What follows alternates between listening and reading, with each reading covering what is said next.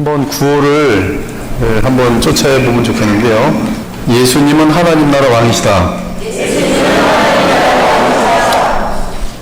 예수님은 그리스도의 나라의 왕이시다. 나를 위해 십자가에서 속량하시고 부활하신 예수님은 이 땅에 임한 영원한 하나님 나라의 왕이시다. 지금 우리는 예수 그리스도께서 오시고 하나님이신 독생하신 하나님께서 사람으로 오신 그분이 실질적으로 십자가에서 속량을 치르시고 부활하여 살아계신 특이한 그런 세대를 살고 있습니다. 즉 예수님이 오시기 전까지는 하나님이 사람으로 계신 적이 없고요. 단지 하나님으로서 죄 문제가 해결되지 않은 가운데에서 이 주의 백성들, 이스라엘 백성들의 예배를 받으시고 있었지만은 사실은 문제는 하나도 해결되지 않은 가운데에서 문제가 해결될 것을 전제로 하여서 그 예배를 받으시고 그들을 백성 삼으시고 죄를 용서해 주셨습니다. 그 죄 문제가 언제 해결되는가? 바로 하나님께서 친히 오신 예수 그리스도의 속량과 부활로 말미암아 하나님 나라가 이 세상에 임하게 되는데 그것은 바로 죄 문제가 실적으로 해결되기 때문입니다. 그러므로 예수 그리스도께서 오신 이 시대는 분명히 예수님이 오시기 전의 세대와 무한하게 엄청나게 큰 차이가 있습니다. 그 차이를 정확하게 짚지 못하면 우리는 복음을 누릴 수가 없도록 되어 있어요. 이 마태복음은 유대인들을 위한 복음의 세계를 알려줍니다. 마가복음은 사람의 아들 즉 인자로 오신 그리스도를 소개합니다. 요한복음은 말씀 하나님이시며 독생하신 하나님이 그리스도로 오신 하나님의 아들을 알려줍니다. 누가복음은 이방인들을 위한 복음의 세계를 알려줍니다. 유대인들을 위한 마태복음은 구약과 신약의 연결고리를 더욱 분명하게 드러냅니다. 그 연결고리는 하나님 나라 천국입니다.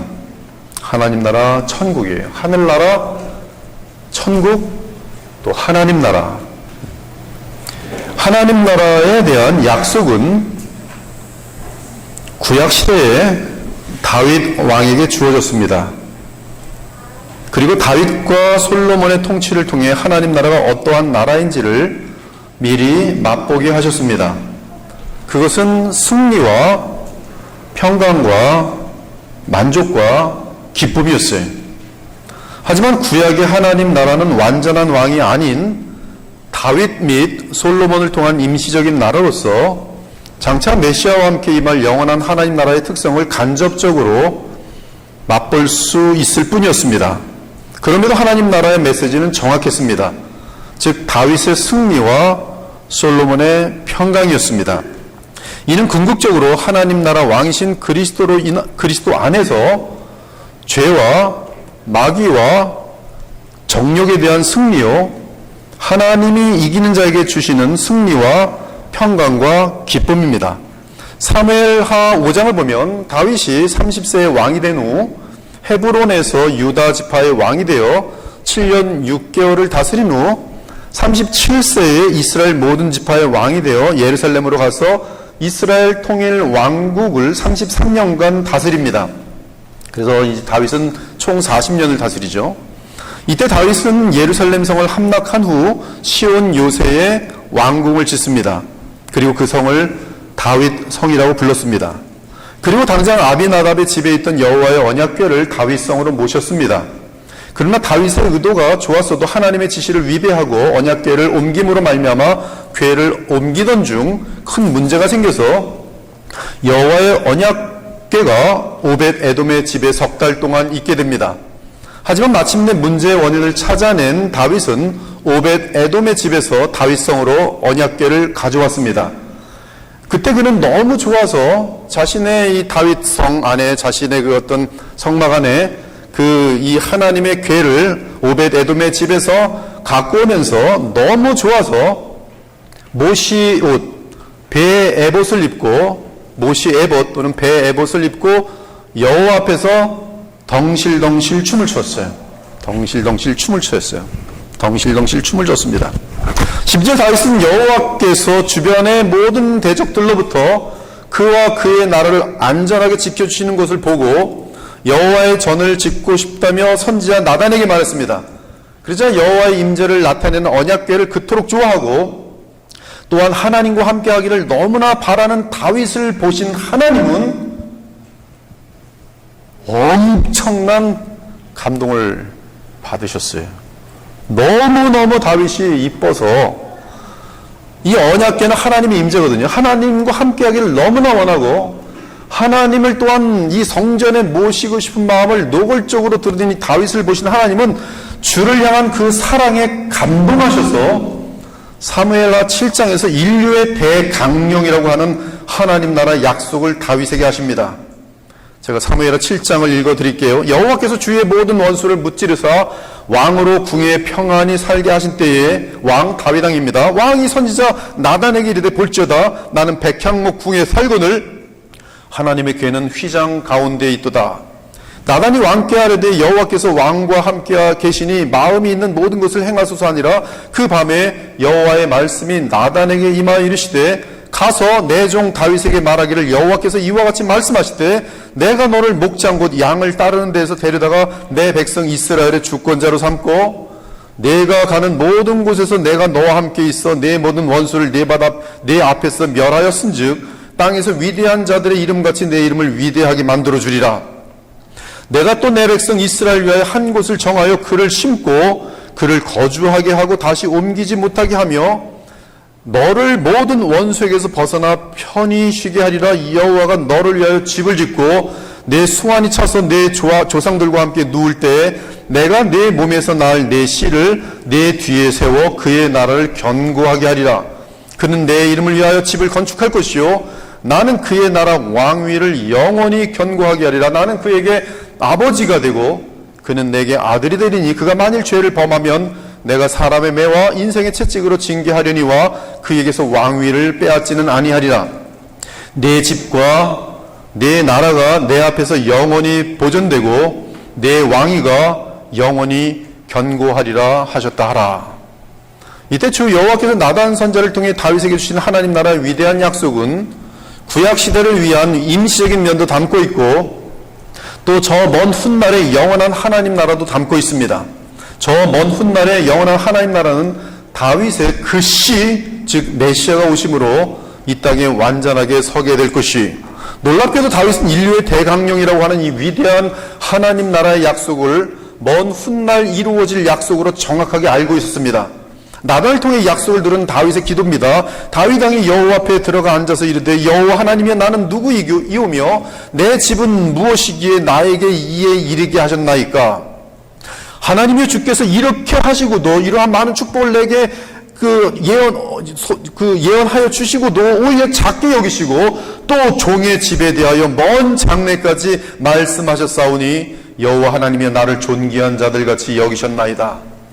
주께서 주의 종에게 베푸신 영에 대하여 이 다윗이 다시 주께 무슨 말을 하오리까? 주께서는 주의 종을 아시나이다. 주께서 주의 백성 이스라엘을 영원히 주의 백성으로 삼으셨사오니 여호와여 주께서 그들의 하나님이 되셨나이다. 여호와여 이제 주의 종과 그의 집에 대하여 말씀하신 것을 영원히 견고하게 하시며 말씀하신 대로 행하사 주의 종 다윗의 왕조가 주 앞에서 견고히 서게 하옵소서. 여호와여 오직 주는 하나님이시라. 주께서 이 좋은 것으로 주의 종에게 허락하시고 이제 주께서 종의 왕조의 복을 주사 주 앞에 영원히 두시기를 기뻐하시나이다. 여호와여 주께서 복을 주셨사오니 이 복을 영원히 누리리이다 하니라. 그리고 다윗의 아들 솔로몬이 왕이 된 후 그는 여호와 하나님을 위해 성전을 짓습니다. 놀라운 것은 솔로몬 왕 때는 우상죄를 짓기 전까지 항상 솔로몬이 왕으로 있는 이 통일 왕국에 평강이 넘쳤고 기쁨이 넘쳤고 바로 하나님의 나라의 모습을 이 땅에서 정말 누리는 임시적인 모습이 솔로몬이 범죄하기 전까지 그 통일 왕국에 임하였다는 사실이, 솔로몬 왕 때에 유다와 이스라엘 인구가 바닷가에 모래같이 많게 되며 먹고 마시며 즐거워하였으며 솔로몬이 그 강에서부터 블레 사람의 땅에 이르기까지와 애굽 지경에 미치기까지의 모든 나라를 다스림으로 솔로몬이 사는 동안에 그 나라들이 조공을 바쳐 섬겼더라. 솔로몬의 하루의 음식물은 가는 밀가루가 30고리요, 굵은 밀가루가 60고리요, 살찐 소가 10마리요, 초장의 소가 20마리요, 양이 100마리이며 그 외에 수사슴과 노루와 암사슴과 살찐 새들이었더라. 솔로몬이 그 강 건너편을 딥사에서부터 가사까지 모두 그 강 건너편의 왕을 모두 다스림으로 그가 사방에 둘린 민족과 평화를 누렸으니 솔로몬이 사는 동안에 유다와 이스라엘이 단에서부터 부엘세바에 이르기까지 각기 포도나무 아래와 무화과 나무 아래에서 평안히 살았더라. 우리는 요한복음 2장에서 나다나엘을 만나신 예수께서 하신 말씀 가운데 이 무화과 나무가 하나님 나라를 상징하는 것을 분명하게 확인했습니다. 아무튼 그러나 우리가 알다시피 솔로몬은 다윗의 궁극적인 그 씨는 아니었어요. 그는 우리와 다를 바 없는 죄인이었기에 말년에 우상 숭배에 푹 빠져서 결국 그의 아들 르호보암 때 통일 이스라엘은 남북으로 나뉘게 됩니다. 이러보건대 다윗과 솔로몬의 왕국은 하나님 나라를 예표하며 임시적으로 주의 백성이 누리는 하나님 나라였을 뿐 하나님께서 나단을 통해 계시하여 주신 영원한 하나님 나라는 아니었습니다. 그 나라는 반드시 여호와께서 친히 사람으로 오시는 메시아가 등장하여 세우는 영원한 나라일 것이. 이 솔로몬 시대의 찬양을 인도하던 고라 자손의 에스라 가문 사람 에다는 레위 지파 사람이었음에도 불구하고 선지자처럼 하나님의 계시를 받아 이 사실을 시로 남겼습니다. 그 시는 시편 89편이 내가 내 종 다윗을 찾아내어 나의 거룩한 기름을 그에게 부었도다. 내가 또 그를 장자로 삼고 세상 왕들에게 지존자가 되게 하며 그를 위하여 나의 인자함을 영원히 지키고 그와 맺은 나의 언약을 굳게 세우며 또 그의 후손을 영구하게 하여 그의 왕위를 하늘의 날과 같게 하리로다. 내 언약을 깨뜨리지 아니하고 내 입술에서 낸 것은 변하지 아니하리로다. 내가 나의 거룩함으로 한번 맹세하였은즉 다윗에게 거짓말을 하지 아니할 것이라. 그의 씨가 장구하고 그의 왕위는 해같이 내 앞에 항상 있으며 또 궁창에 확실한 증인인 달같이 영원히 견고하게 되리라. 그러므로 그 영원한 하나님 나라의 주인공은 다윗의 그 씨로 오셔야 합니다. 하지만 불순종의 죄악으로 인하여 북이스라엘은 결국 아수르 제국에 멸망하여 역사의 뒤안길로 사라졌고 얼마 후 남유다는 바벨론 포로가 되었습니다. 따라서 하나님이 다윗에게 하신 일방적인 언약은 사라지는 것처럼 보였어요. 그러나 믿음의 사람들은 하나님이 하신 다윗의 언약을 기억하며 다윗의 그 후손을 기다렸습니다. 그리고 그 후손을 메시아라고 부르기 시작했어요. 그러므로 여호와께서는 이사야 선지자에게 메시아에 대한 계시를 주실 때 다윗에게 주신 하나님 나라 언약과 연결하셨어요. 너희는 귀를 기울이고 내게로 나와 들으라. 그리하면 너희 영원히 살리라. 내가 너희를 위하여 영원한 언약을 맺으리니 곧 다윗에게 허락한 확실한 은혜이니라. 여기서 주 여호와께서 말씀하신 다윗에게 허락한 확실한 은혜는 다윗의 후손으로 오는 메시아에 대한 언약을 의미합니다. 그리고 곧바로 이사야에게 메시아에 대한 예언을 주십니다. 보라, 내가 그를, 메시아입니다, 만민에게 증인으로 세웠고 만민의 인도자와 명령자로 삼았나니 보라, 내가 알지 못하는 나라를 내가 부를 것이며 너를 알지 못하는 나라가 내게로 달려올 것은 여호와 내 하나님 곧 이스라엘의 거룩하신 이로 말미암음이니라. 이는 그가 너를 영화롭게 하였느니라. 이처럼 메시아로 인해 이 땅에 서게 될 영원한 하나님 나라에 대한 주 하나님의 약속은 다윗에게 하셨던 언약이었어요. 또한 하나님께서는 다윗 왕조 및 솔로몬이 세운 예루살렘 성전이 바벨론 제국의 공격으로 무너졌을 때 하나님 나라에 대한 이스라엘 백성의 소망이 흔들리지 않도록 포로된 주의 백성에게 다니엘을 통해 하나님 나라에 대하여 계시하여 주셨습니다. 다니엘서 2장을 보면 느부갓네살 왕이 꿈에서 본 신상에 대해 다니엘이 그 해석을 하나님께로부터 받아서 왕에게 말합니다. 이 여러 왕들의 시대에 하늘에 하나님이 한 나라를 세우시리니 이것은 영원히 망하지도 아니할 것이요 그 국권이 다른 백성에게로 돌아가지도 아니할 것이요 도리어 이 모든 나라를 쳐서 멸망시키고 영원히 설 것이라. 또한 다니엘은 환상 중에 하나님 나라와 관련한 계시를 메시아이신 인자와 관련하여 매우 구체적으로 받게 됩니다. 내가 또 밤 환상 중에 보니 인자 같은 이가 하늘 구름을 타고 와서 옛적부터 항상 계신 이에게 나아가 그 앞으로 인도되매 그에게 권세와 영광과 나라를 주고 모든 백성과 나라들과 다른 언어를 말하는 모든 자들이 그를 섬기게 하였으니 그의 권세는 소멸되지 아니하는 영원한 권세요 그의 나라는 멸망하지 아니할 것이니라.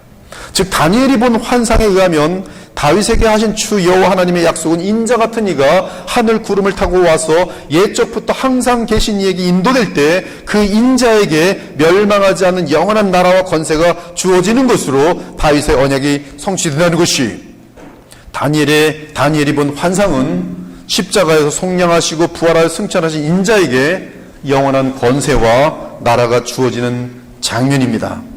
따라서 이스라엘의 하나님 백성들은 사무엘하 7장, 역대상 17장의 다윗 언약과 다니엘을 통해 알려진 계시에 의해 그 인자 또는 메시아와 함께 하나님 나라를 기다리게 되었던 것이, 즉 장래에 다윗의 후손에서 태어난 어떤 왕이 이르러 영원한 하나님 나라를 이 땅에 세울 것을 소망하였습니다. 그 왕은 바로 우리 주 예수 그리스도예요.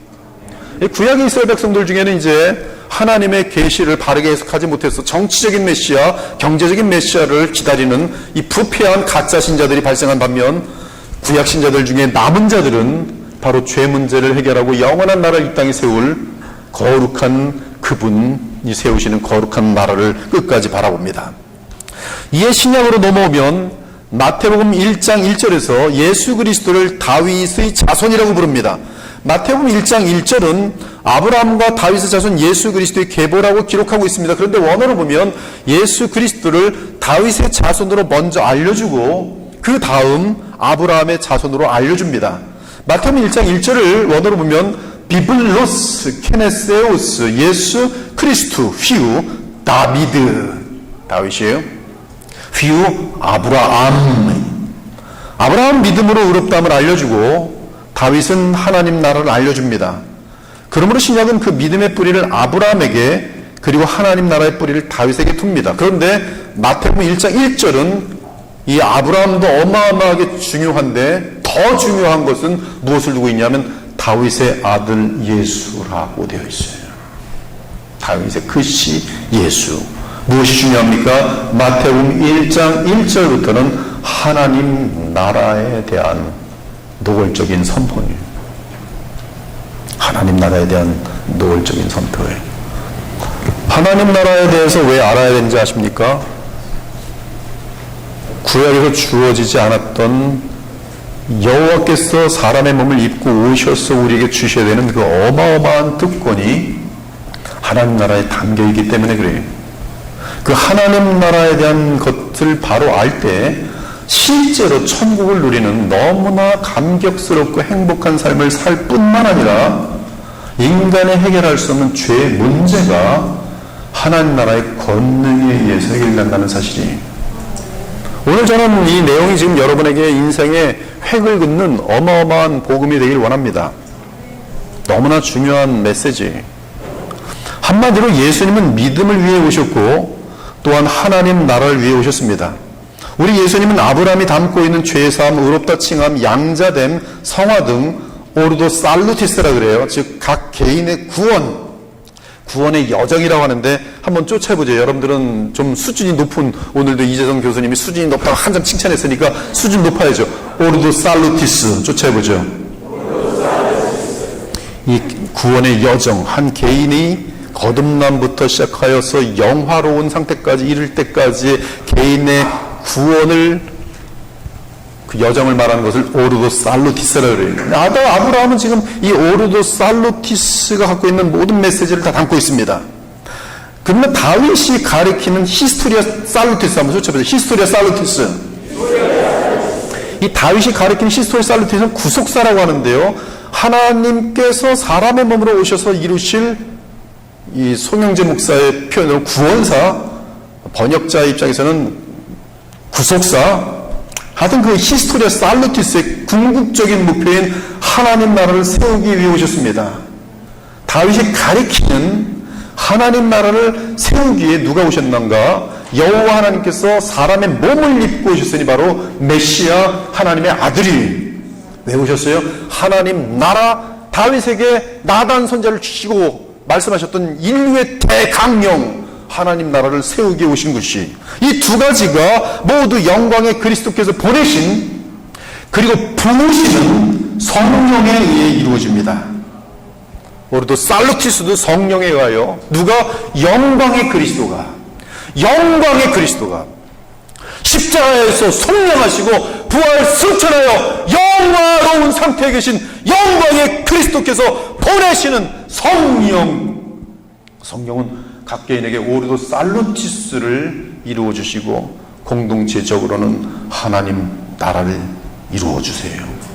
부으시는 성령이, 하나님이 부으시는 성령이 아니라 영광의 아들이 아버지께로부터 받아서 부으시는 성령이, 그리고 오르도 살루티스도 이미와 아직의 구원 개념을 가지고 히스토리아 살루티스도 이미와 아직 구조를 가집니다. 여기서 아직은 실패의 개념은 전혀 없습니다. 다만 완성이 다 차지 않았다는 개념이, 신자의 오르도 살루티스는 개인의 죽음으로 죄로부터 완전하게 해방되고 주의 재림 때 부활의 몸으로 완성됩니다. 오르도 살루티스는 부활의 몸으로 완성돼요.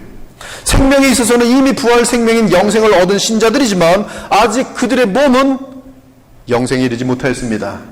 죽은 사람들도 마찬가지, 낙원에 가 있지만 영생을 이르지 못했어요. 몸은. 그러므로 성경은 성령으로 거듭나 생명을 얻은 것을 부활의 첫 단계에 들어간 것으로 보고 성령의 처음 익은 열매를 받았다라고 표현하고, 여러분들 다 성령의 처음 익은 열매입니다. 이 성령은 부활의 부활하신 예수께서 보내시는 성령으로서, 그 성령에 의한 처음 열매는 부활 생명을 얻는 것이, 영생을 얻는 것이, 의를 완벽하게 이루신 칭의를 받음으로 말미암아 하나님이 약속하신 대로 다시는 부패할 수 없고 다시는 잃어버릴 수 없는 그 영생을 얻음이 이 오르도 살루티스의 시작인데, 그 완성은 부활의 몸으로 완성된다. 부활의 몸으로. 그러므로 이 부활의 첫 단계에 들어간 것을 성령의 처음 익은 열매를 받았다라고 표현하고, 거듭난 신자들의 몸이 영생에 이르는 것을 몸의 속량이라고 말합니다. 그뿐 아니라 또한 우리 곧 성령의 처음 익은 열매를 받은 우리까지도 속으로 탄식하여 양자될 것 곧 우리 몸의 속량을 기다리느니라. 한편 하나님 나라는 우리 주 예수 그리스도께서 공생의 사역을 하시는 때부터 이 땅에서 시작되었고, 십자가 속량을 치르시고 부활 승천하셔서 성령을 보내실 때 공식적으로 이 땅에 서게 되었습니다. 그러나 일단은 복음과 함께 성령으로 이 땅의 성도들과 교회에 서게 되었고, 주의 재림 때 온 세상에 물리적으로도 정치적으로도 모든 면에서 문화적으로도 완전하게 서게 될 것이, 그때 우리 신자들은 부활의 몸을 입고 그 완성된 나라를 유업으로 받게 될 것입니다. 그러므로 하나님 나라는 이미 성령 강림으로 이 땅에 공식적으로 세워져서 시작되었고, 아직 주의 재림을 기다리며 완성을 바라보고 있습니다. 아무튼 하나님 나라의 왕은 지금 우리 주 예수님이, 그래서 헨델의 메시아는 하나님께서 기뻐하셔서 불신자들도 모르고 항상 노래 부르고 있어요. 예수 왕, 왕, 왕, 살아계신 왕이, 우리와 교제가 가능한 왕이, 하나님 나라의 왕은 지금 현재 우리 주 예수 그리스도예요. 그리고 그분이 이 땅에 오신 목적은 죄로부터 우리를 구원하기 위함인데, 그 효력을 나타내는 것이 하나님 나라에 들어가 그 나라를 누리는 것입니다. 그러기에 우리가 잘 알듯이 하나님 나라 천국은 예수님의 첫 번째 설교 제목입니다. 마가복음 1장 15절을 보면 예수님께서 공생애를 시작하신 직후에 처음 설교를 하셨는데, 그 설교 내용은 때가 찼다, 하나님 나라가 가까이 왔다, 그러므로 회개하고 복음을 믿으라는 것이었어요. 제자들에게 가르친 기도에서도 하나님 나라가 임하시오며 뜻이 하늘에서 이루어진 것 같이 땅에서도 이루어지이다라고 말씀하시면서 주의 백성들은 줄기차게 하나님의 나라가 이 땅에 실현되도록 기도할 것을 교훈하셨어요. 또한 십자가의 구속을 이루시고 부활하신 예수께서 승천하기 직전까지 40일 동안 이 땅에 계셨는데, 이 땅에서 제자들에게 가르치신 것도 다름 아닌 하나님 나라에 관한 것들이었어요. 그가 고난 받으신 후에 또한 그들에게 확실한 많은 증거로 친히 살아계심을 나타내서 40일 동안 부활체로 계시면서 그들에게 보이시며 하나님 나라의 일을 말씀하시니라. 따라서 예수님의 공생의 시작부터 그리고 부활 이후까지 예수께서 줄곧 제자들에게 설교하신 것은 하나님 나라입니다. 그리고 앞으로 주께서 친히 재림하실 때까지 주의 제자들은 우리에게 맡기신 것 역시 예수 그리스도에 관한 것들과 하나님 나라를 전파하는 것이, 이 하나님 나라 메시지는 너무나 막중하고 완벽하고 어마어마하기 때문에 이 마귀가 이 하나님 나라 선포를 엄청나게 싫어합니다. 그러므로 하나님 나라에 대한 선포가 정상적으로 선포되고 있을 때 빨리빨리 배우셔야 돼요. 금방 해방신학으로 만들어버리고 금방 뭐 그냥 또 착한 일을 하는 것 캐톨릭처럼 만들어버리고 그런 개념이 아니에요. 복음의 하나님 나라 개념은 어마어마합니다. 어마어마합니다. 바울이 온 이태를 자기 셋집에서 머물면서 자기에게 오는 사람을 다 영접하고 하나님 나라를 전파하며 주 예수 그리스도에 관한 모든 것을 담대하고 거침없이 가르치더라.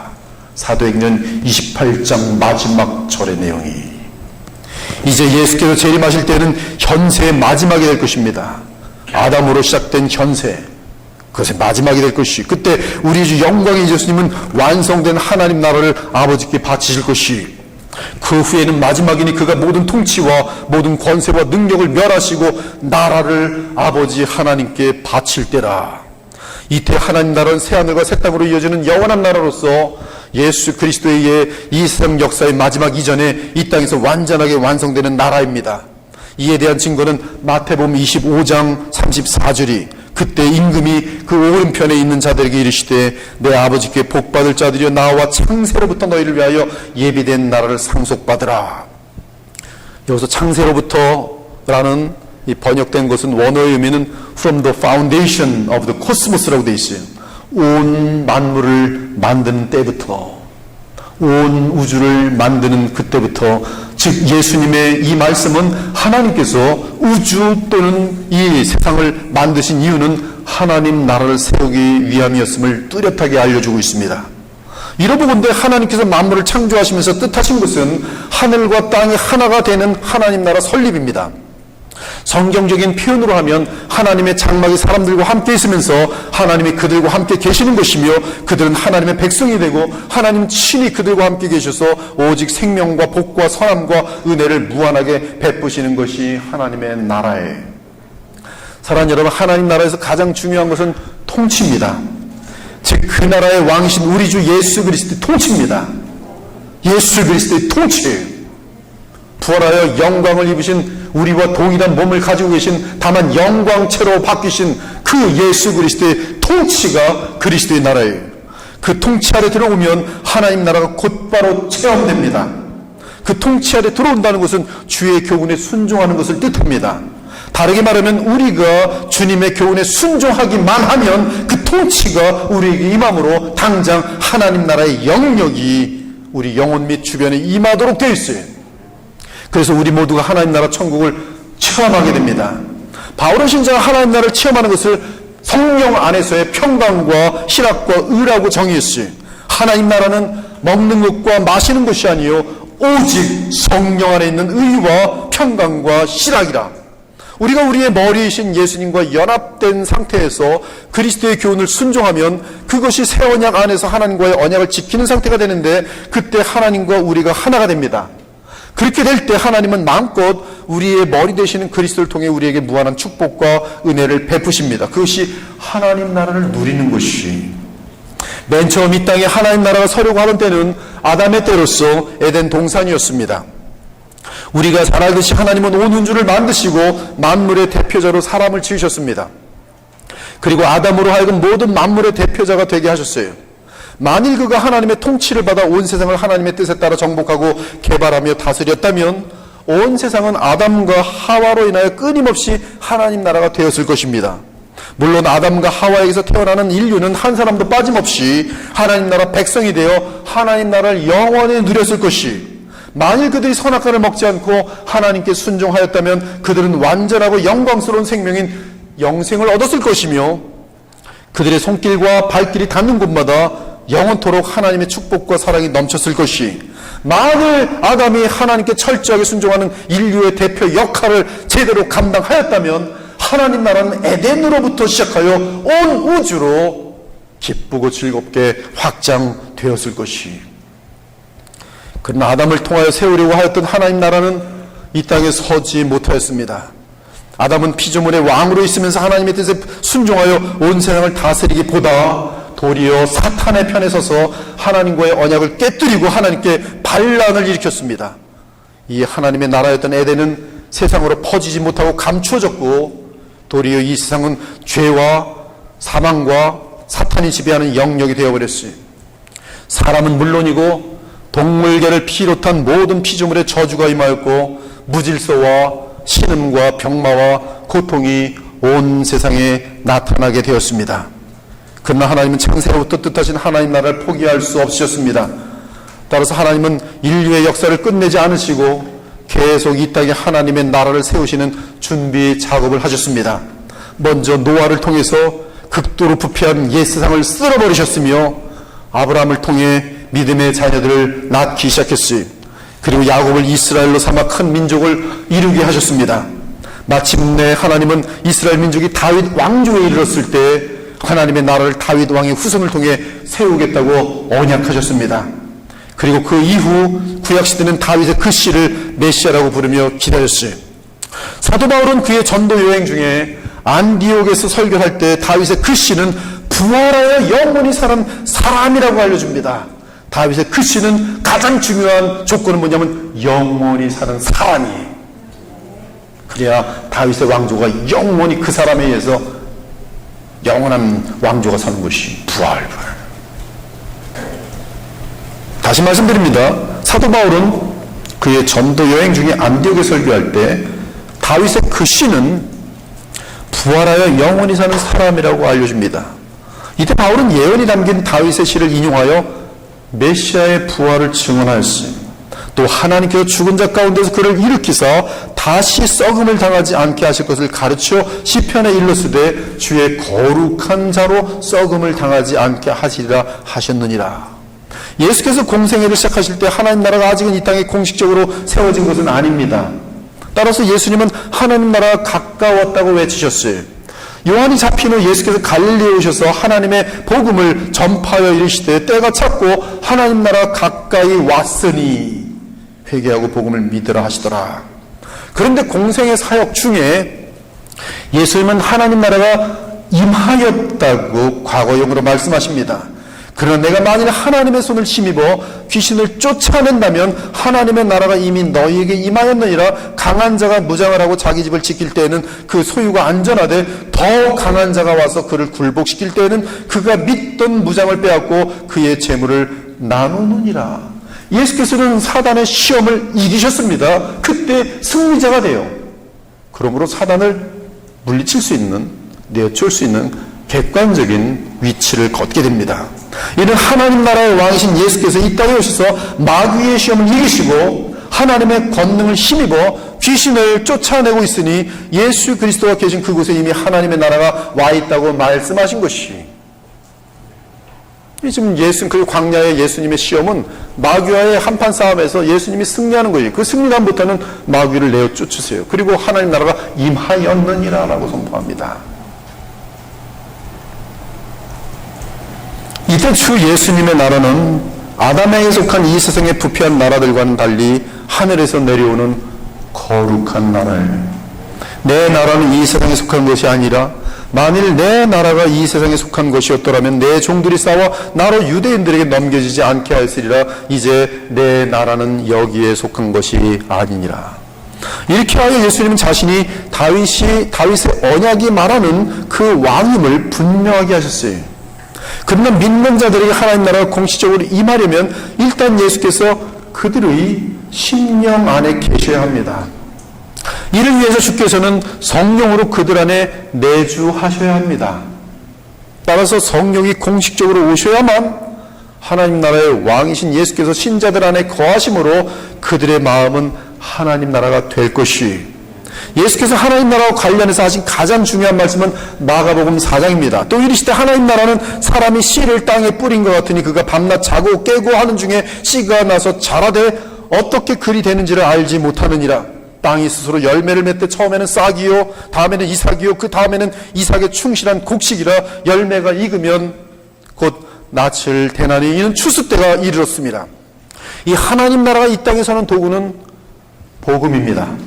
그리고 복음의 핵심은 그리스도의 십자가 속량과 부활이, 즉 예수님의 말씀에 의하면 십자가 속량과 부활이 이루어진 이후 이 천국 복음에 의해 하나님 나라가 공식적으로 이 땅에 도래할 것이며 그 나라는 출수할 때까지 계속 복음 전파와 함께 확장된다는 것이, 그리고 그 나라는 인자이신 예수 그리스도가 하나님께로부터 왕위를 받는 그때 공식적으로 출범할 것입니다. 그렇다면 예수께서 언제 아버지로부터 하나님 나라의 왕위를 받는지가 대단히 중요한 이슈가 됩니다. 예수께서 인자로서, 즉 사람으로서 왕위를 받으실 때는 하나님의 율법을 완전하게 이루신 후 십자가에서 그의 귀한 보혈을 흘려 자기 백성의 죄값을 대신하여 치르신 직후였어요. 즉 부활의 때였습니다.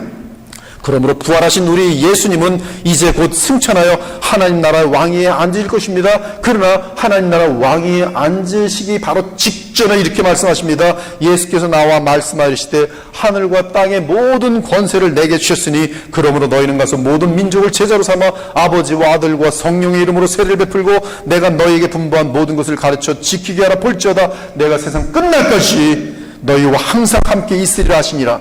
주 예수께서 말씀을 마치신 후에 하늘로 올려지사 하나님 우편 보좌에 앉으시니라. 그런데 예수 그리스도께서 하나님 우편에 앉으신 증거가 무엇입니까? 부활하신 예수 그리스도께서 승천 직전에 말씀하십니다. 이같이 그리스도가 고난을 받고 제3일에 죽은 자 가운데 살아날 것과 또 그의 이름으로 죄사함을 받게 하는 회개가 예루살렘에서 시작하여 모든 족속에 전파될 것이 기록되었으니 너희는 이 모든 일의 증인이라. 볼지어다 내가 내 아버지께서 약속하신 것을 너희에게 보내리니 너희는 위로부터 능력으로 입혀질 때까지 이 성에 머물라 하시니라.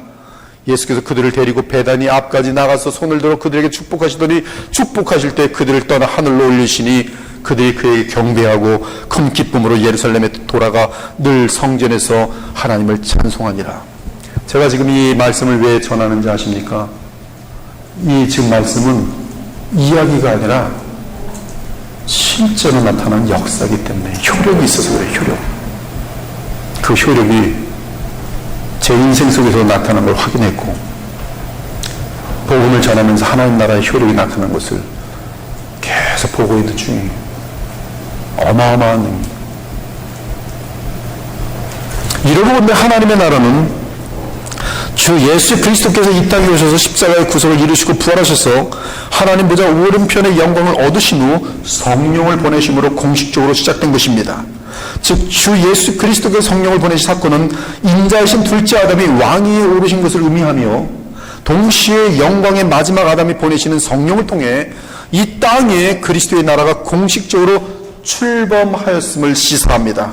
그 증거가 바로 예수께서 보내신 성령 강림 사건으로서 사도행전 2장 사건이 스데반 집사가 순교하면서 하나님 보좌 곁에 서신 예수 그리스도를 본 것도 이 사실을 증거합니다.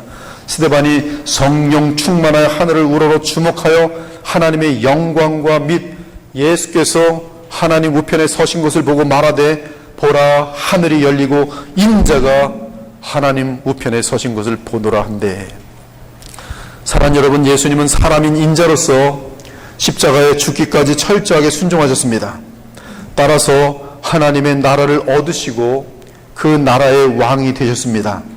그리고 그 나라는 성령의 오심으로 이 땅에 공식적으로 그리스도의 나라로 시작되었습니다.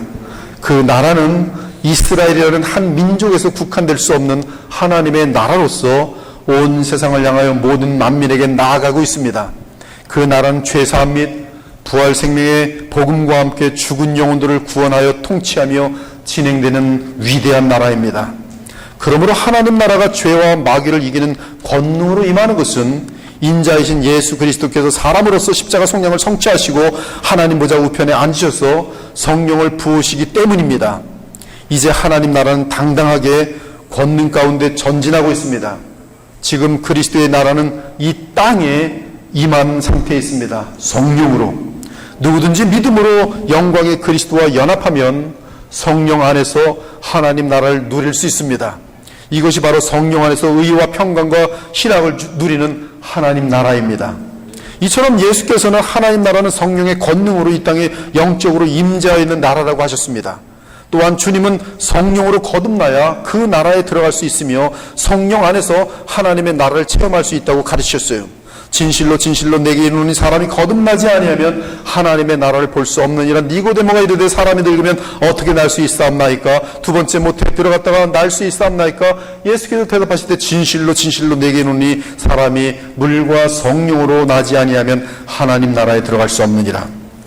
개혁주의에서 가장 중요한 개념은 하나님의 나라가 예수님의 구속사역의 완성으로 인하여 성령과 함께 이 땅에 이미 임하였지만 아직 물리적으로 도래하지 않았다는 것이, 그러므로 하나님의 나라는 이미와 아직 사이의 긴장 속에 있어요. 그것이 현재 우리의 상태입니다. 구원도 마찬가지고 실제적으로 누리는 하나님 나라의 능력도 마찬가지. 이미와 아직 긴장 사이에 있어요. 그러므로 천국은 아직 물리적으로는 이루어지지 아니한 미래적 나라지만 이미 성령 안에서 이 땅에 와 있는 실제적인 나라입니다.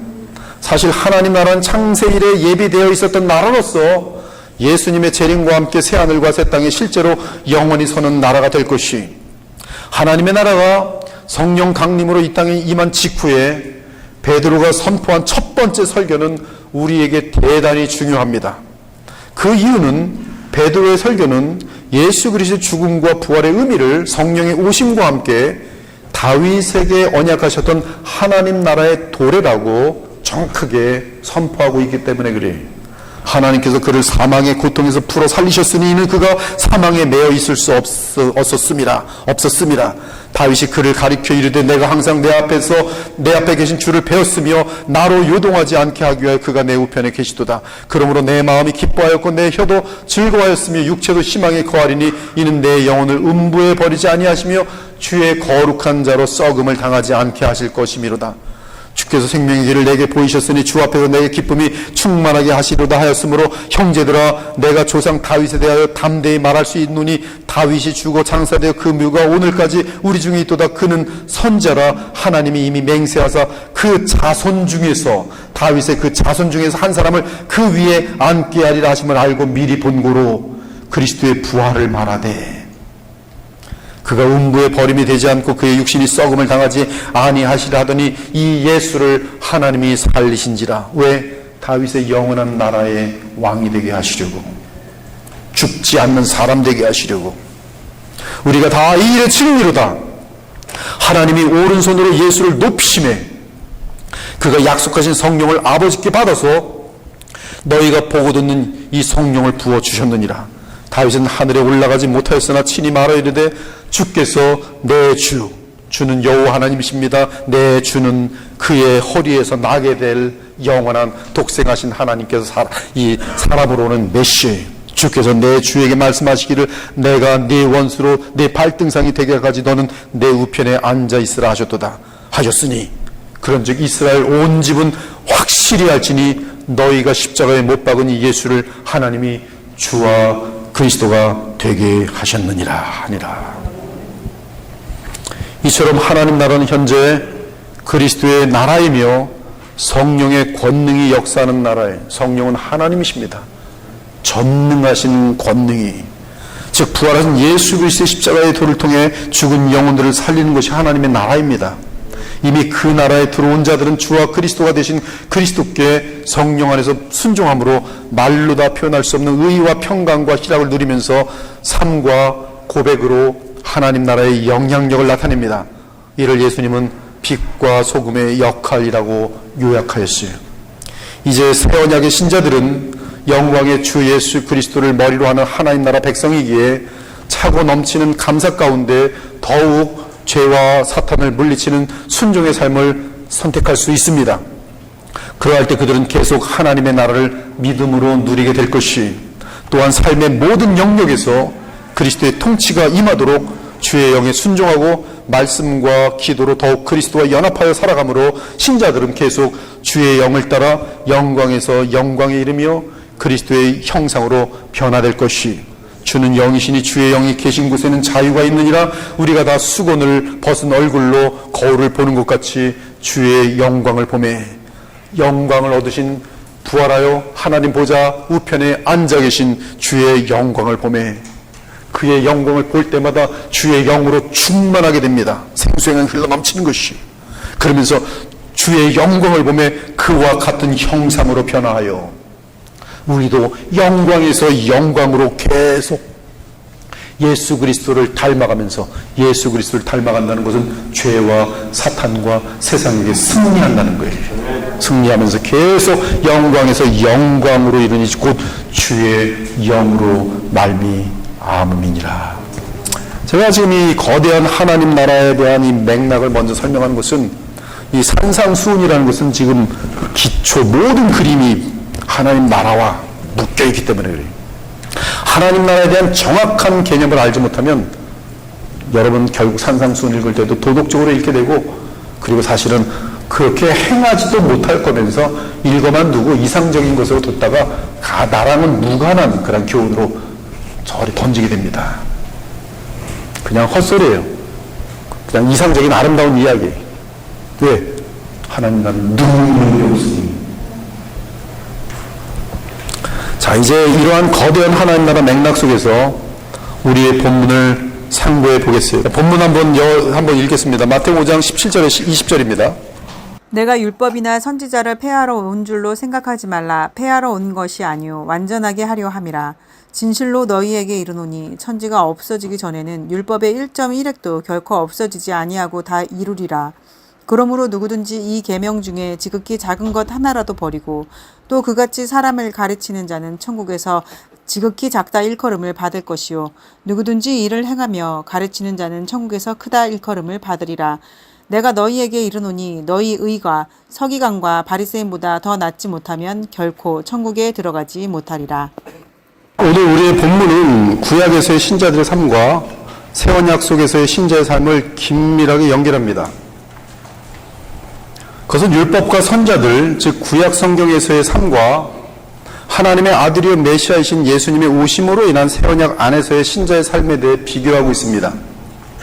이 비교를 어떻게 이해하는지에 따라 성경 전체에 대한 해석이 달라지고 복음의 목적이 달라집니다. 어마어마하게 종류가 수백 가지 나올 수 있어요. 지금 오늘 이 마태복음 5장 17절부터 20절은 아주 가관입니다. 아주 가관이에요. 별 의견들이 다 있습니다. 별 의견들이 다 있어요. 이 내용을 가지고 구약을 읽지 않는 사람도 있고요. 또 이 내용을 가지고 무슨 인간의 힘으로 한번 잃어보려고 시도하는 사람들도 있고요. 별 사람 다 있어요. 그러나 하나님 나라에 대해서 우리는 지금 신구약을 통해서 지금 정확하게 먼저 짚은 다음에 이 내용을 볼 때는 하나님의 은혜가 크게 넘칩니다. 이 비교를 어떻게 이해하는지 따라 성경 전체에 대한 해석이 달라지고 복음의 목적이 달라집니다. 저랑 함께 이제 이 지금 하나, 둘, 셋, 네 구절을 이제 같이 풀어갈 것이, 그리스도 중심으로 성경 전체를 지금까지 훈련해 왔던 그런 한 목사의 지금 이 내용에 대해서는 어떻게 설교를 하는가가, 여러분들이 오늘 여러분이 마음을 활짝 열어놓고 또 성경을 여러분이 갖고 있는 모든 양심과 성경 지식을 총동원해서 들어보는 것이, 아직 소화를 못 해낼 수도 있고 율법주의나 신비주의에 많이 물들어 있으면 거부감이 생길 것이고요, 세상에 많이 빠져 있으면 이 말씀이 부담이 돼서 싫을 것입니다. 그러나 예수님을 정말 사랑하는 마음이 있다면 이 마음이 큰 도전이 돼서 여러분의 인생을 바꿔놓을 수 있어요. 사실 예수님이 말씀하신 오늘 본문은 구약 성경을 어떻게 해석해야 하는지에 대한 가장 중요한 단서를 줍니다. 산상수훈은 하나님 나라 백성의 삶에 대한 것이기 때문에 우리의 본문 역시 같은 맥락이 있습니다. 즉 우리의 본문은 새 언약 시대 하나님 나라 관점에서 구약을 어떻게 바라봐야 하는지에 대한 가장 명확하고 분명한 가르침을 담고 있습니다. 우리의 본문은 산상수훈 전체와 유기적 관계에 있고 마태복음 전체와 연결되어 있으며 구약에서 신약으로 넘어가는 메시아의 구속사, 즉 히스토리아 살루티스와 긴밀하게 맞물려 있습니다. 감사하게도 우리는 하나님 나라에 대해 충분히 검토했기 때문에 기본적으로요, 그래도 틀리지 않게 기본적으로 지금 우리가 이 기본적인 하나님 나라를 모르면 우리는 다윗에게 주신 나단 선자의 그 언약 같은 거는 아무것도 모르고 천국 그러면 그냥 플라톤으로부터 온 그 이원론적인 천국, 옥한상제도 보이고 염라대왕도 보이는 이런 식의 천국 외에는 없어요, 우리 머릿속에. 그것이 하나님 나라가 아니라는 것이 지금 다윗 왕에게 구체적으로 준 이 땅에 이루어질 하나님의 하늘과 땅의 통일이라는 관점, 메시아가 오셔야만 이루어지는 그러한 개념은 이미 기본적으로 어마어마한 지금 여러분 마음속에 틀을 주는 거예요. 이것이 틀리면 여러분 더 이상 들을 필요 없어요, 지금 이 해석에 대해서. 그러니까 이것이 지금 여러분에게 받아들여졌다면 그 다음에 이제 이것을 근거로 해서 이제 본문을 들어가는 것이죠. 우리 본문은 산상수훈 전체와 유기적 관계에 있고 마태복음 전체와 연결되어 있고 구약에서 신약으로 넘어가는 메시아의 구속사 히스토리아 살루티사와 긴밀하게 맞물려 있습니다. 먼저 17절을 보겠습니다. 율법과 선지자는 구약 성경 전체를 말합니다. 이에 대한 성경적 증거는 신약 성경 전체, 그냥 그 신약 성경에서 여러분 그 율법과 선자들, 그럼 구약인 줄 아시면 됩니다. 한 구절만 인용하고 나머지 생각하기 너무나 많아서 모든 선자와 율법이 예언한 것은 요한까지니, 즉 세례 요한까지니, 즉 선지자와 율법은 구약 성경입니다. 모든 선지자와 율법이 예언한 것은 세례 요한까지니. 그런데 예수님은 율법이나 선지자를 폐하러 오지 않으시고 완전하게 하기 위해 오셨다고 말합니다. 즉 구약 성경을 폐하러 오지 않으시고 완전하게 하기 위해 오셨습니다. 그런데 예수님은 내가 온 것을 말합니다. 내가 온 것은, 예수님은 하늘나라의 왕자로서 하나님 나라를 이 땅에 세우기 위해 오셨습니다. 그러므로 내가 온 것은 하나님 나라의 임함과 묶여 있습니다. 왜? 그것이 목적이기 때문에. 그것을 목적으로 하여 하나님께서 아들을 보내셨기 때문에. 그러므로 예수님의 17절 말씀은 메시아 및 하나님 나라가 임하면 구약을 폐하지 않고 완전하게 한다는 말씀입니다. 그러면 그리스도 및 하나님 나라는 어떤 면에서 구약을 폐하지 않고 완전하게 하는 것입니까? 구약은 율법과 선제로 되어 있어요. 여기서 원어로 율법은 톤 노먼으로 되어 있고 선지자는 투스 프로페타스로 되어 있어요. 이는 모세오경 및 선지자를 뜻합니다. 먼저 모세오경은 히브리 말로 토라라고 하는 율법입니다. 그것이 모세오경이에요. 토라, 율법. 이 율법 안에는, 즉 토라 안에는 창세기, 출애굽기, 레위기, 민수기, 신명기입니다. 그 안에는 세 가지의 율법이 있어요. 그것은 도덕법, 예식법, 시민법이 들어있어요. 이 선지서들은 장차 오실 메시아 및 장차 임할 하나님 나라에 대한 예언이 듬뿍 담겨 있습니다. 이 모든 구약의 내용 또는 예언이 메시아의 오심 및 그로 인해 임하는 하나님 나라에 의해 완전하게 성취됩니다. 율법에서 도덕법은 십계명을 중심으로 규정하는 하나님 앞에서의 의의 규정입니다. 첫사람 아담의 타락 이후 도덕법은 인간의 죄를 노골적으로 지적하여 회개하도록 합니다. 도덕법은 부패한 인간에게 해답이 없다는 것을 알게 하고 영광의 그리스도를 믿고 의지하게 합니다. 이때 십자가에서 속량하시고 영광에 이르신 그리스도를 믿는 자들에게 하나님의 영이 임하게 되는데 그때 그들은 도덕법을 이루어가면서 그리스도를 닮아갑니다. 그것은 다름 아닌 하나님 사랑, 이웃 사랑으로 깊어져 가는 것이. 놀라운 사실은 도덕법은, 구약의 도덕법은 새언약 시대의 하나님 나라의 삶을 가리키며 그것이 준행될 때 천국의 능력과 복이 신자들에게 임한다는 사실입니다. 그러므로 지금 이 구약의 도덕법이라는 것은 하나님 나라를 누리는 데 있어서 꽉 맞물려 있는 것이. 율법에서 의식법은 도덕법으로 죄를 지적받은 주의 백성이 죄사함을 받을 수 있는 길을 제시합니다. 그 법은 장차 올 그리스도의 십자가 속량과 부활하셔서 영원한 대제사장 역할하실 그리스도를 가리키는 여러 제사, 제사장, 절기, 모임 날짜, 복장 등 종교 의식과 관련된 규정들입니다. 이 법은 예수 그리스도의 오심과 그분의 속량 및 부활 그리고 그분의 대제사장직에 의해 성취됩니다. 그러므로 주님 오신 이후 그리고 주께서 십자가 속량을 치르시고 부활 승천하셔서 영원한 대제사장으로 계시기에 율법의 의식법은 새 언약의 백성이 아무런 구속력을 갖지 못합니다. 도덕법과 틀려요. 도덕법은 구속력을 가져요. 하나님 나라를 누리도록 구속력을 가져요. 구속력이 아니죠. 오히려 기쁨을 주기 위한 분명한 근거지요. 그러나 의식법은 새언약 백성에게 아무런 구속력을 갖지 못해요. 그 이유는 의식법이 예표하는 모든 실체가 다 임하였기 때문입니다. 한편 율법의 시민법은 도덕법을 당시 사회에 적용하는 법으로서 사회 질서를 유지하기 위해 필요한 재판 절차 및 형벌 등을 규정합니다. 시민법은 하나님의 통치 아래에서 공동체를 질서 있게 유지하는 것이 목표입니다. 즉 정의 구현 및 사회 안정이 목적입니다. 율법의 시민법은 가정이든 교회든 사회든 나라든 하나님께서 정하신 기관 안에서 하나님께서 주의 백성을 보호하기 위한 장치입니다. 이러한 시민법 역시 영광의 그리스도께서 왕으로 통치하시는 하나님 나라 안에서 완전하게 성취될 것입니다. 그리고 선지자들이 있는데 선지서들은 하나님께서 구약시대 하나님 나라를 가리키기 위해 다윗의 왕조를 기초로 세웠던 임시적인 이스라엘 나라를 향해 늘 우상 숭배 및 계명을 어긴 죄악들을 회개하고 여호와 하나님께 돌아오도록 하는 역할합니다. 그것이 선지자들의 역할이었어요. 그러나 회개하지 않으면 모세의 언약에 따라 이방 제국의 노예로 팔려갈 것입니다.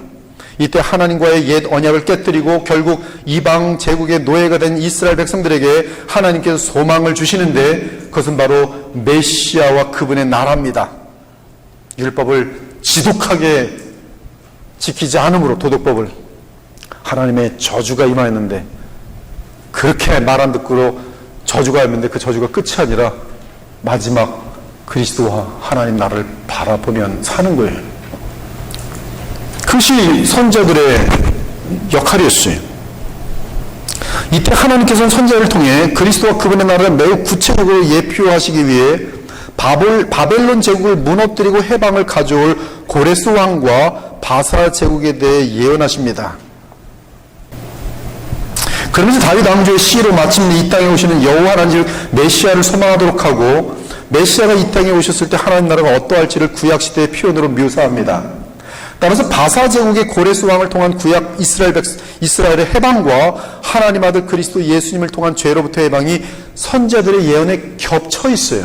즉 선지자들은 동일한 예언을 하는데 이게 고레스 왕에 의한 이스라엘 백성, 즉 구약의 이스라엘 백성들의 해방인지 아니면은 어떤 신기한 왕에 의해서 이 남은 자들에 대한 어떤 영원한 그런 어떤 해방을 준다는 그런 개념인지 겹쳐 있어요. 그리고 선지자들의 모든 예언을 완전하게 성취하는 것이 메시아의 오심과 그분의 나라 곧 그리스도의 나라입니다. 한편 본문 17절에서 개역개정이 패한다라고 번역한 헬라어 원어 카탈루어는 딕셔너리를 찾아보니까 제가 쓰는 딕셔너리는 프라이버그라고 하는 것인데요. 거기에 카탈로는 이렇게 나와 있어요. 내려놓다, 느슨하게 하다, 무너뜨리다, 멸하다, 해체하여 없애다, 제거하다, 폐기하다, 철폐하다라는 뜻이 담겨 있어요. 그러므로 17절의 말씀은 예수님의 오심과 함께 하나님 나라 임함은 율법과 선지자, 즉 구약 성경을 내려놓거나 느슨하게 하거나 무너뜨리거나 멸하거나 해체하여 없애거나 제거하거나 폐기하거나 철폐하기 위해 오신 것이 아니라라는 뜻이 됩니다. 반면에 율법과 선지자를 완전하게 하려 하기 위해 왔다고 말씀합니다. 여기서 개역개정이 완전하게 하다라고 번역한 헬라어 플레로는 이건 하나 쫓아야죠. 플레로. 이게 완전하다라고 번역했는데요. 이 플레로는 신약 성경에 굉장히 많이 나와 있어요. 그 뜻은 뭐냐면 내 잔이 넘치나이다. 넘치는 거예요. 가득 채우다. 차고 넘치는 거예요. 플레레오. 완전하게 채우다. 완전하게 채우다. 물을 채우는데 가득 채우고 좀 붓더니 막 흘러 넘치는 거예요. 이게 플레레오예요. 목표를 달성하되 달성 그 이상이, 성취하되 성취 그 이상이, 실행하되 실행 그 이상이, 완수하되 완수 그 이상이 플레레오예요. 즉 예수님의 오심과 하나님 나라 임함은 율법과 선지자가 뜻하고 가리키는 목적을 완성하고 달성하고 성취하고 실행하되 차고 넘치도록 실현한다는 것이, 다르게 말하면 구약 성경이 뜻하거나 가리키는 모든 것을 다 이룰 뿐만 아니라 더하여 차고 넘치도록 이룬다는 뜻이, 더하여 차고 넘치도록 이룬다는 것은 구약이 바라던 목적을 성취할 뿐더러 그 목적의 연장선 상에서 차고 넘치게 이룬다는 것이 누가? 예수께서. 예를 들어 구약의 계명의 목표가 하나님 사랑, 이웃 사랑입니다. 근데 예수님의 오심으로 그 목표가 이루어지되 구약이 의도한 것을 완전하게 이룰 뿐만 아니라 그 의도에서 벗어나지 않는 방향에서 차고 넘치도록 그 목표가 채워지니 하나님과 이웃을 사랑하되 간신히 어쩔 수 없이 사랑하는 것이 아니라 차고 넘치도록 정말 너무너무 사랑하고 싶어서 한없이 사랑하게 되는 것이 바로 예수 그리스도와 그분의 영, 하나님 나라의 임함이. 그러므로 예수님이 오시기 전 및 그리스도의 나라가 임하지 않은 상태, 구약은 미완성의 상태입니다. 즉 실체를 가리키는 그림자와 모형만 있을 뿐이 만일 구약 성경만 있다면 실제로 죄사함 및 영생은 가능하지 않습니다.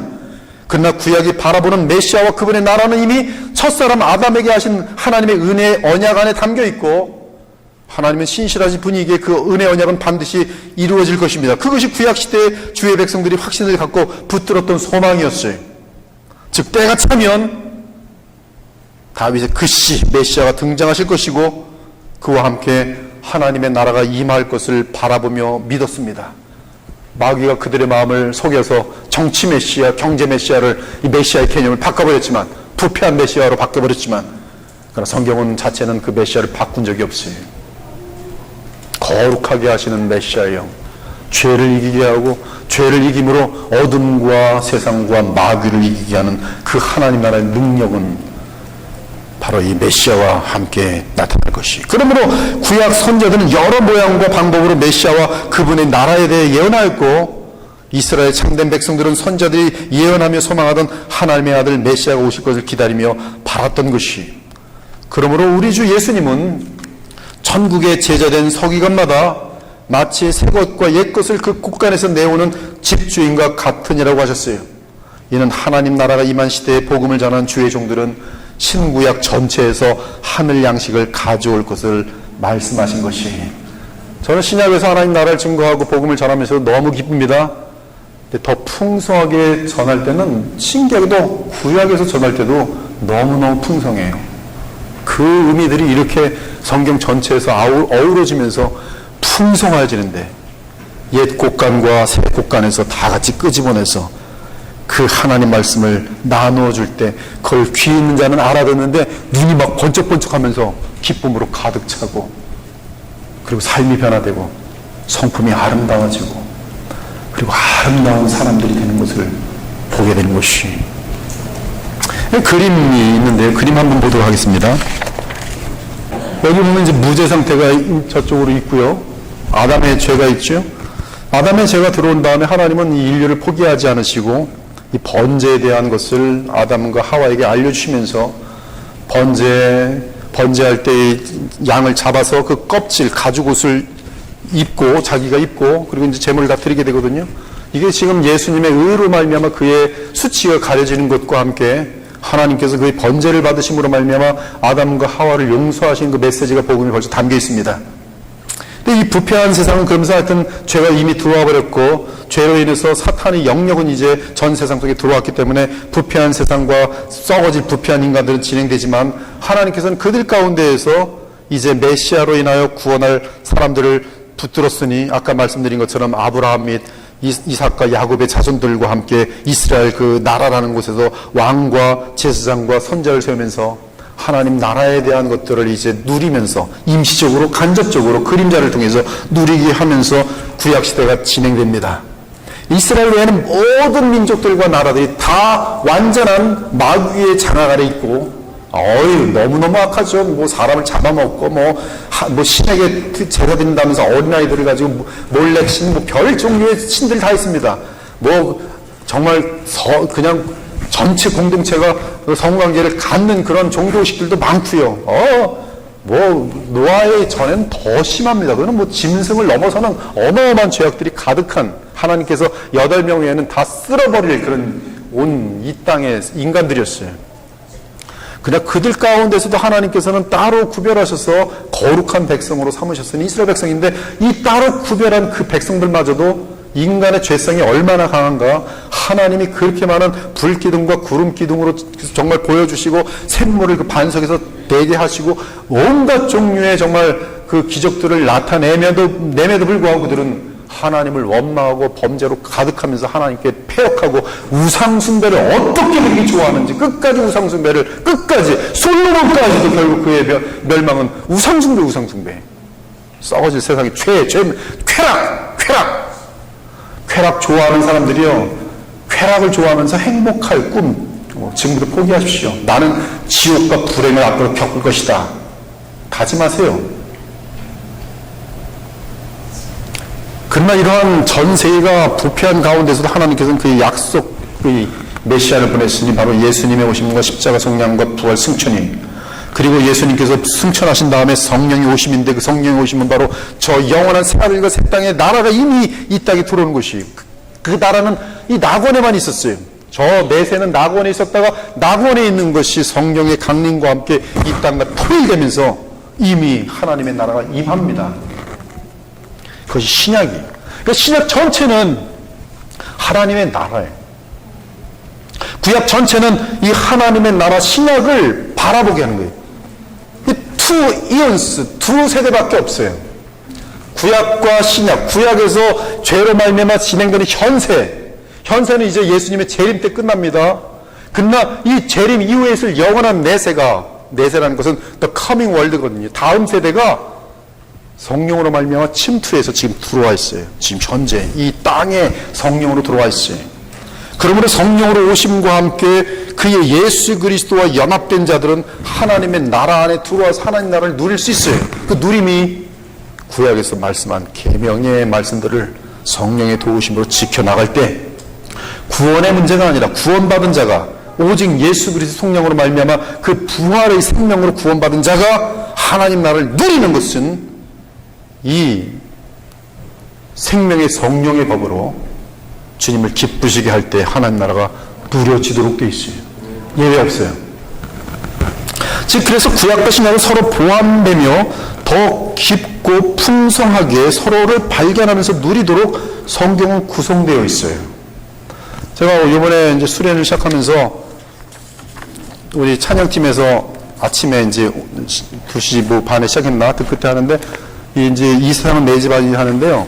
눈물을 감출 수가 없어서 참 고생했어요. 왜냐하면 항상 부르던 찬송이었어요. 죄 많은 이 세상은 내 집 아니네.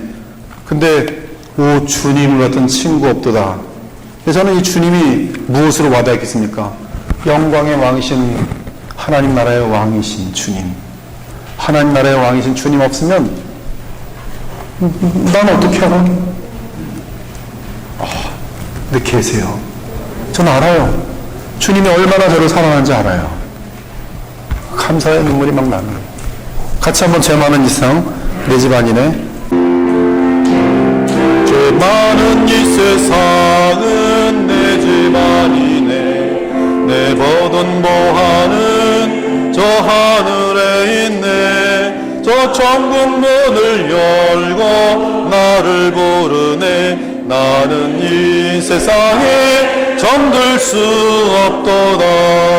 오 주님 같은 친구 없도다. 저 천국 없으면 난 어떻게 하나. 저 천국 문을 열고 나를 부르네. 나는 이 세상에 정들 수 없도다. 사랑하는 여러분, 지금 우리에게는 이미 메시아께서 오신 상태에 있고 그리스도의 나라도 임한 상태에 있습니다. 그러나 메시아는 다시 육체로 영광 가운데 오실 것이고 그때 그리스도의 나라는 물리적인 부분까지 완성되어 새하늘과 새 땅으로 이어질 것입니다. 그러므로 메시아가 영원한 왕으로 다스리는 새 언약 시대는 이미 시작되었고 한창 진행 중에 있습니다. 하나님 나라는 이 땅의 오순절 날에 성령 강림과 함께 공식적으로 임하였고 지금 만민을 향해 복음과 함께 확장되는 중에 있습니다. 물론 주의 재림으로 하나님 나라는 완성되어 영원한 새하늘과 새 땅으로 이어질 것이, 이제 예수님은 18절에서 20절에서 하나님 나라와 관련하여 율법과 계명과 의에 대해 말씀하십니다. 진실로 너에게는 오니 선지가 없어지기 전에는 율법의 1.1획도 결코 없어지지 아니하고 다 이루리라. 누구든지 이 계명 중에 지극히 작은 것 하나라도 버리고 또 그같이 사람을 가르치는 자는 천국에서 지극히 작다 일컬음을 받을 것이요 누구든지 이를 행하며 가르치는 자는 천국에서 크다 일컬음을 받으리라. 너희 의가 서기관과 바리새인보다 낫지 못하면 결코 천국에 들어가지 못하리라. 우리 주님은 천지가 없어지기 전에는 율법의 1.1획도 결코 없어지지 아니할 것이라고 합니다. 이는 율법이 완전하게 성취된 상태로 하나님 나라 천국은 영원한 새하늘과 새 땅으로 이어질 것을 말씀하신 것이, 그러면 예수님의 오심으로 열린 천국 시대, 즉 하나님 나라 시대는 어떤 의미에서 어떻게 율법과 계명과 의를 완전하게 이루는 것입니까? 그것이 마태복음 5장에서 7장 사이에 실린 산상수훈입니다.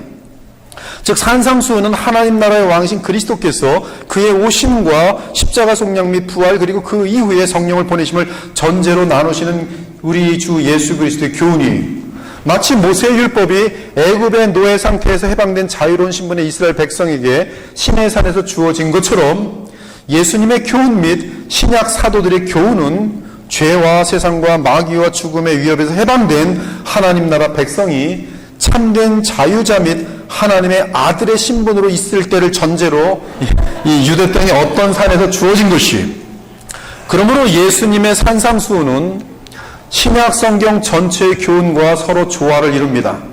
특히 바울을 비롯한 사도들의 교훈과 완벽한 조화를 이룹니다. 그 이유는 사도들의 교훈은 메시아께서 오셔서 그분의 역할을 다 이루심으로 하나님 나라가 실제로 성령과 함께 이 땅에 임한 상태에서 주어진 교훈이기 때문입니다. 한편 구약 성경의 교훈을 오해한 부류들이 바리새인들과 서기관들과 사두개인들입니다. 즉 유대 종교 지도자들이었어요. 그들은 성경을 왜곡하는 자들이 되어 하나님께서 구약 성경을 주신 의도를 잃어버린 자들이었습니다. 그래서 그들은 구원을 얻지 못하게 됩니다. 그러나 예수님은 구약 성경을 정확하게 해석하여 주심으로 구약 성경의 참된 의미와 그 풍성함을 더욱 알고 누리게 하셨어요. 18절에서 예수님은 진실로로 말씀하시며 주의 절대적 권위에 입각해 진리를 선포하십니다. 그것은 율법의 가장 작은 부분까지 다 이루어질 것이라는 것이, 여기서 율법은 신약성경 전체의 사용 용도를 볼 때 모세오경을 의미함이 분명합니다. 하지만 예수님은 율법을 폐하러 오신 것이 아니라 온전하게 완전하게 하기 위해 오셨다고 이미 말씀하셨어요. 그러면 메시아와 하나님 나라 도래로 율법을 폐하지 않고 완전하게 한다는 것은 어떤 의미입니까?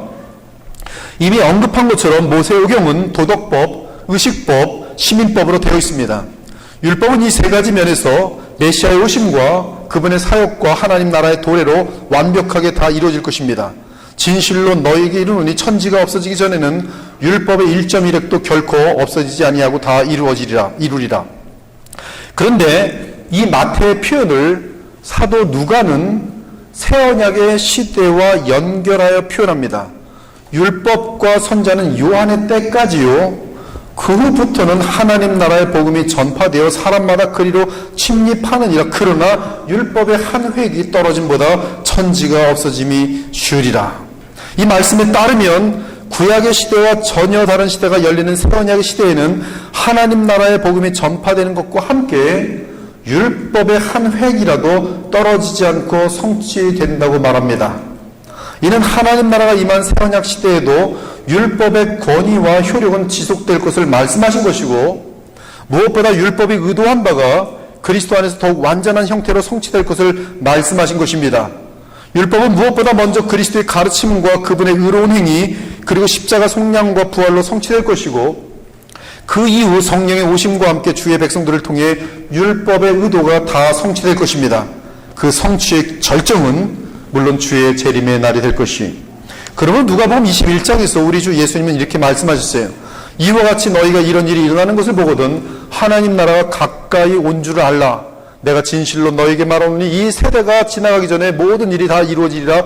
천지는 없어지겠으나 내 말은 없어지지 아니하리라. 이 말씀은 주의 재림과 함께 최종적인 하나님 나라가 도래할 것을 말씀하신 것인데, 그 전에 주님이 하신 모든 교훈과 예언이 하나도 빠짐없이 다 이루어질 것을 뜻합니다.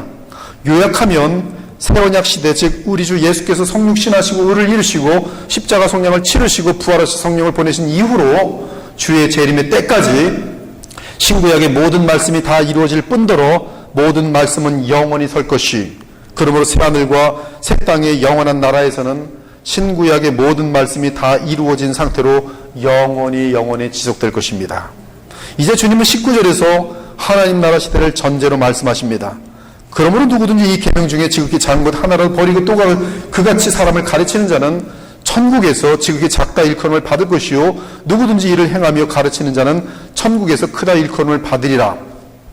여기서 계명은 원어로 엔톨레인데 구약 성경의 십계명과 그것에 따른 규례 및 법령을 말합니다. 즉 구약의 십계명에서 벗어나지 않는 크고 작은 모든 명령을 말합니다. 근데 구약의 십계명이 하나님 나라가 임하여 존재하는 새 언약 시대에 무관하지 않다는 것이, 만일 누구든지 구약의 십계명으로 인하여 하나님 나라에 들어갈 수 있는 하나님의 의로 인도함을 받지 못한다면 그는 사두개인들 및 사두개인처럼 천국을 잃을 것입니다. 하지만 행여 하나님의 의이신 예수 그리스도를 믿고 영접함으로 천국에 들어왔어도 구약의 십계명의 엄중함을 변형시키거나 세상에 맞게 계명을 뜯어 고친다면 그런 사람은 천국에서 지극히 작다 일컬음을 받을 것이, 교회가 그러므로 성경이 엄중하게 말하고 있는 어떤 도덕들을 가지고 인간들에게 맞춰서 그 희석시키거나 계명들을 조작하면은 바로 바리새인들처럼 되고, 그런 교회는 배도의 교회로 빠지게 되면서 구원의 역사는 나타나지 않아요. 그 첫 번째 가르침이 유다서에서는 두 개가 나오는데 바로 종교 다원화와 동성연애 뚜렷하게 나옵니다. 이런 것들은 하나님 나라에 대해서 전혀 이해하지 못하는 것이, 그러므로 새언약 시대의 주의 백성은 십계명과 관련한 모든 계명을 지켜야 하며 그렇게 주변 사람들 및 후세들에게 정확하게 가르쳐야 합니다. 그러면 하나님께서 그런 신자를 하나님 나라에서 크다 일컬음을 받게 하실 것이, 즉 하나님 나라에서 큰 영광을 누리게 하실 것입니다. 그러므로 성령의 도우심과 영생으로, 즉 생명의 성령의 법으로 구약에 있는 모든 율법들을 지켜나가는 것은 하나님의 나라를 누릴 뿐만 아니라 이것이 바로 성화의 본질이에요. 이때 율법을 지키는 힘은 우리 안에 있지 않고 그리스도를, 영광의 그리스도를 믿고 의지하는 그곳에서 나오는 성령의 힘으로 말미암는, 그래서 갈라디아서 5장 같은 데도 보면 성령을 따라 행하라, 그리스도의 영이신 성령을 따라 행하라, 그래야만 모든 율법을 다 이루게 되는 것이. 마지막으로 우리 본문은 의에 대해 말합니다.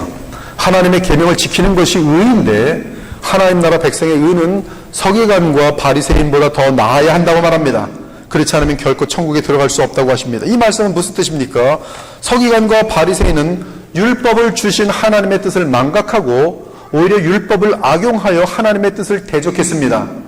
그것은 다름 아닌 율법의 가장 중요한, 즉 죄가 들어온 이후 인류를 향해서 율법이 하나님 앞에서 가장 중요한 기능은 무엇이냐면 그들이 멸망할 죄인임을 알려주면서 우리가 어찌할꼬 할 때 바로 구원의 길인 예수 그리스도를 믿게 만드는 것이, 이것이 바로 율법의 가장 중요한 펑션, 기능입니다. 근데 서기관들과 바리새인들은 이 기능을 몰라요. 그렇기 때문에 하나님의 뜻을 대적합니다. 그것은 하나님의 아들 예수 그리스도를 영접하지 않고 거절한 것이, 그들은 사람들에게 보이는 종교적 형식으로는 그럴듯하였어도 내면은 전혀 변화가 없었습니다. 있을 수가 없어요. 복음의 능력이 아니고서는 인간은 위선을 행할 수 있어서 위선으로 겸손한 척하고 위선으로 오래 참는 것처럼 하지만 인간은 근본적으로 변화되지 않습니다. 오직 인간을 변화시키는, 그 죄성을 변화시키는 것은 하나님의 전능하신 성령의 능력 외에는 없어요. 근데 이 바리새인들과 서기관들은 이 능력이 없으니까 결국 위선밖에 없어요. 종교적 형식밖에 없고 내면은 전혀 변화가 없습니다. 그들은 죄를 이길 수 없었고 이에 실제적으로 그들의 성품은 하나님을 닮아 변화된 적이 없었습니다. 더욱이 그들은 율법의 절대 기준을 상황에 맞게 희석시켰고 심지어 인간의 계명을 만들어 하나님의 계명을 폐하였어요. 이것이 바리새인과 서기관의 행태였습니다. 그들은 가장 엄격한 종교 집단의 무리들이었지만 결국 인간의 전통을 만들어서 하나님의 계명을 대적하였습니다. 따라서 그들로 인해 율법이 회파되고 성결과 사랑이라는 율법 정신은 훼손되었어요. 이에 그들은 계명이 요구하는 성결과 거룩함과 사랑이라는 위대한 요구에 전혀 못 미쳤을 뿐만 아니라 오히려 더욱 교만과 탐욕으로 가득 차게 되면서 간교하고 악하고 위선적인 사람들이 되어버렸습니다. 지금도 마찬가지예요. 교회를 다니는데 복음의 능력을 모르고 변화되지 않으면 교회를 다닐수록 더 간교해져요. 더 간교해져요. 더 악합니다. 무서워요. 구역질 나는 그런 사람들이 돼요. 예수께서 토하여 내치고 싶은 사람들이. 결국 바리새인들의 의는 결국 자기들의 영광을 위한 부패한 인간의 의였어요. 그 의로는 하나님께서 받아들여 줄 수 있는 의가 아니에요. 하나님이 구원을 위해 받아들일 수 있는 유일한 의는 예수 그리스도의 완전한 의 외에는 없어요. 이스라엘 바리새인들은 부패한 인간의 힘으로 율법을 지켜서 의를 이루고자 했지만 도리어 위선과 악독과 더러움과 불의로 가득한 삶을 살아가며 회칠한 무덤들이 되었습니다. 이에 우리 주님께서는 그들의 사악함을 신랄하게 지적하셨으니 이에 예수께서 무리와 제자들에게 말씀하시되 서기관들과 바리새인들이 모세의 자리에 앉아서 말만 하고 행하지 아니하며 또 무거운 짐을 묶어 사람의 어깨에 지우되 자기는 이것을 한 손가락으로도 움직이려 하지 아니하며 그들의 모든 행위를 사람에게 보이고자 하나니 곧 그 경문띠를 넓게 하며 옷수를 길게 하고 잔치의 윗자리와 회당의 높은 자리와 시장에서 문안받는 것과 사람에게 랍비라 칭함을 받는 것을 좋아하느니라. 화 있을진저 외식하는 서기관들과 바리새인들이여 너희는 천국 문을 사람들 앞에서 닫고 너희도 들어가지 않고 들어가려 하는 자도 들어가지 못하게 하는도다. 화 있을진저 외식하는 서기관들과 바리새인들이여 너희는 교인 한 사람을 얻기 위하여 바다와 육지를 두루다니다가 생기면 너희보다 배나 더 지옥 자식이 되게 하는도다. 화 있을진저 눈먼 인도자여 너희가 말하되 누구든지 성전으로 맹세하면 아무 일 없거니와 성전의 금으로 맹세하면 지킬지라 하는도다. 화 있을진저 외식하는 서기관들과 바리새인들이여 너희가 박하와 회양과 근체와 11조는 들이되 율법에 더 중한 바 정의와 긍휼과 믿음은 버렸도다. 맹인된 인도자여 하루살이는 걸러내고 낙타는 삼키는도다. 화 있을진저 외식하는 서기관들과 바리새인들이 회칠한 무덤 같으니 겉으로는 아름답게 보이나 그 안에는 죽은 사람의 뼈와 모든 더러운 것이 가득하도다. 이와 같이 너희도 겉으로는 사람에게 옳게 보이되 안으로는 외식과 불법이 가득하도다. 화 있을진저 외식하는 서기관들과 바리새인들이여 너희는 선자들의 무덤을 만들고 의인들의 비석을 꾸미되 실은 그 선자들 죽인 자의 자손임을 스스로 증명함이로다. 너희가 너희 조상의 분량을 채우라. 뱀들아 독사의 새끼들아 너희가 어떻게 지옥 판결을 피하겠느냐. 그러므로 내가 너희에게 선자들과 지혜 있는 자들과 서기관들을 보내매 너희가 그 중에서 더러는 죽이거나 십자가에 못 박고 그 중에서 더러는 너희 회당에서 채찍질하고 이 동네에서 저 동네로 따라다니며 박해하리라. 그러므로 의인 아벨의 피로부터 성전과 제단 사이에서 너희가 죽인 바리알가의 아들 사가랴의 피까지 땅 위에서 흘린 의로운 피가 다 너희에게 돌아가리라. 내가 진실로 너희에게 이루는 이것이 다 이 세대에 돌아가리라. 선자들을 죽이고 내게 파송된 자들 돌로 치는 자여 암탉이 그 새끼를 날개 아래 모음같이 내가 네 자녀를 모으려 한 일이 몇 번이더냐. 그러나 너희가 원하지 아니하였도다. 보라 너희 집이 황폐하여 버려진 바 되리라. 이것이 바리새인들과 사두개인들과 서기관들의 의예요. 그리고 이러한 의를 복음을 모르는 모든 인간들은 거의 흉내내고 자기 의, 자기 멋, 자기 영광, 자존심 그것이 그들의 삶을 이끌고 가지만 죽음과 함께 지옥으로 떨어지는 것이. 그러나 우리의 의는 그리스도로 인한 의입니다. 그리스도의 의를 받은 자는 천국에 들어갑니다. 그러나 천국에서 크다 일컬음을 받기 위해서는 계명의 지극히 작은 것 하나라도 버리지 않고 보존하며 철저히 지켜 행해야 합니다. 천국에서의 차등은 이 세상의 차등만큼 클 것이 어마어마한 영원한 차등이 될 것입니다. 새 언약의 신자들은 자신들은 죄로 인해 전적으로 부패한 존재인 것을 알기에 자기들의 힘으로 의를 이루려는 시도조차 하지 않습니다. 대신에 그들은 오직 그리스도만을 의지합니다. 처음에 그리스도를 영접하고 믿을 때 그들은 그리스도의 완전한 의를 전가받습니다. 그 후 그들은 그리스도를 계속 믿고 의지합니다. 그러면 영광의 그리스도께서 보내시는 성령의 도우심으로 변화된 마음을 갖게 되고 하나님의 계명을 마음으로부터 지킬 수 있는 능력을 얻게 됩니다. 그러면 그들은 기쁜 마음으로 넉넉히 하나님의 계명을 지키며 그리스도의 형상을 온전히 닮아갑니다. 그러므로 새언약 시대의 신자의 의는 처음부터 끝까지 영광의 그리스도를 믿음으로 말미암아 주어지는 하나님의 의입니다. 아무튼 신자의 의는 일단은 그리스도 안에서 칭호받은 의로서 완전한 의입니다. 그런데 신자의 의는 그리스도의 완전한 의를 전가받은 것에서 멈추지 않습니다. 본문에서 예수께서 말씀하신 의는 하나님 나라 백성의 실천적인 의를 포함합니다. 즉 그리스도의 완전한 의를 믿음으로 거저 얻은 신자는 실천적인 의로 그가 받은 은혜를 드러냅니다. 이때 하나님 나라 백성의 실천적인 의는 율법의 기준을 조금도 감하지 않고 철저히 지키고자 합니다. 지금 시대는 여성들, 남성들 정절이라는 것이 거의 없는 시대죠. 그러나 하나님 나라 백성이 되고 성령의 도우심을 받으면서 성경을 계속 묵상하게 되면은 정절 정도가 아니라요, 거룩함에 대해서 더 깊어지고 더 온전해져요. 그 이스라엘 사람들이 볼 때는 별꼴이야 그러죠, 정말로. 그러나 그것이 하나님 앞에서 영광스러운 하나님의 사람이 되는 것이, 거짓말 절대 안 합니다. 절대 안 해요. 온갖 손해를 다 보아도 하나님을 믿기 때문에 정직하고 신실하고 진실합니다. 그것이 크리스천이, 그것이 빛과 소금이. 그렇게 하지 않으면 무엇을 위한 크리스천입니까? 무엇을 위한 구원입니까? 이 하나님 나라 백성의 실천적인 의는 율법의 기준을 조금도 감하지 않고 철저히 지키고자 합니다. 하지만 율법을 이루는 것이 신자인 인간에게 여전히 불가능한 것을 알기에 계속 하나님 나라 능력을 의지합니다. 그 능력은 다름 아닌 영광의 주 예수 그리스도를 믿음으로 부음받는 성령이. 그러므로 신자들은 그리스도의 부활 생명인 새 생명을 받은 자들로서 영광의 그리스도를 믿고 의지함으로 성령을 따라 행합니다. 이때 그들의 삶은 율법을 지키는 정도가 아니라 믿음으로부터 차고 넘치도록 지키게 됩니다. 물론 아직 육신에 머물러 살기에 그런 충만한 상태를 계속적으로 유지하지는 못합니다. 하지만 성령으로 충만한 상태에서는 참으로 하나님 나라 백성답게 율법을 철저하게 실천하며 하나님 나라를 실제로 누립니다. 그것은 다름 아닌 차고 넘치는 평강과 실하기, 그리고 계속 사방으로 의로운 성품과 의로운 삶으로 복음의 향기로운 영향력을 끼치는 것입니다. 그러면 그 영향력은 많은 사람들을 죽음에서 생명으로 인도하는 데 쓰임받습니다.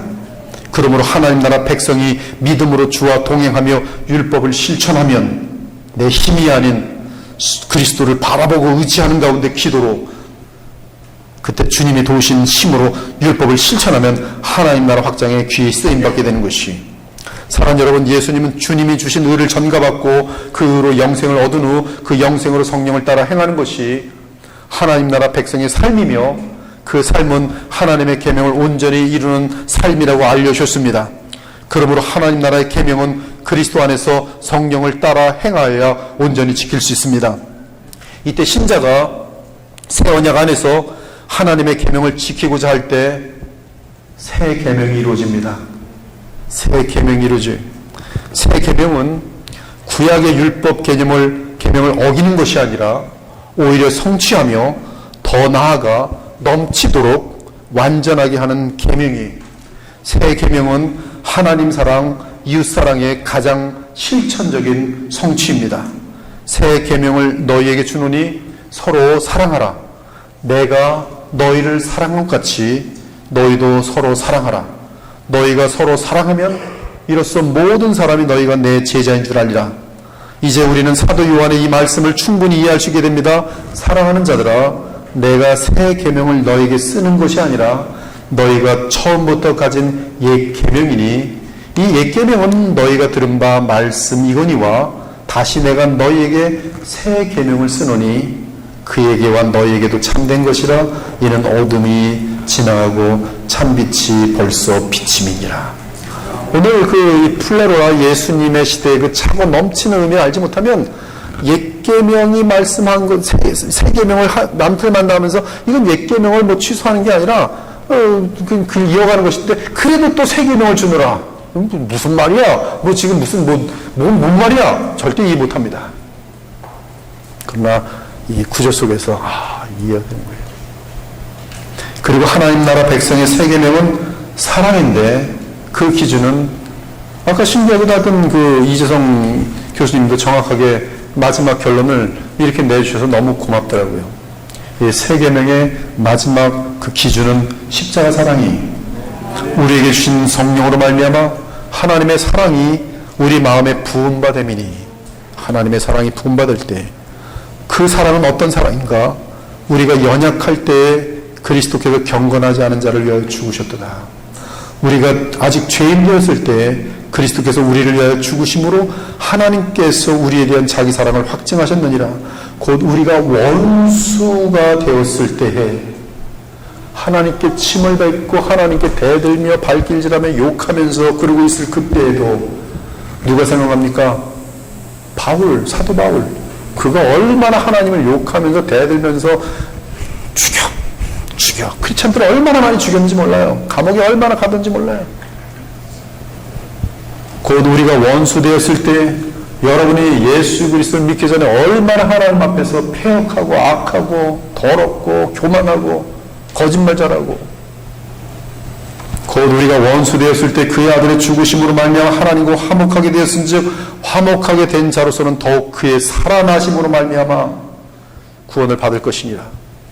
그뿐 아니라 이제 우리가 화목하게 하신 우리 주 예수 그리스도로 말미암아 하나님 안에서 또한 즐거워하느니라. 무엇보다 새 계명은 원수를 위해 기도하며 사랑하라는 계명으로 또 나타나고 있어요. 그리고 이 새 계명은 이미 구약에서 나타난 계명인데 새 언약 시대는 더욱 하나님 나라 권능으로 실천해야 함이 마땅하다는 것이 구약 시대의 선으로 악을 갚는 요셉의 모습입니다. 요셉이 그들에게 이르되 두려워하지 마소서 내가 하나님을 대신하니까 당신들은 나를 해하려 하였으나 하나님은 그것을 선으로 바꾸사 오늘날 같이 많은 백성의 생명을 구원하게 하시려 하셨나니 당신들은 두려워하지 마소서 내가 당신들과 당신들의 자녀를 기르리이다. 해는커녕 당신들의 자녀들에게 온갖 복을 쏟아 부어 주겠습니다.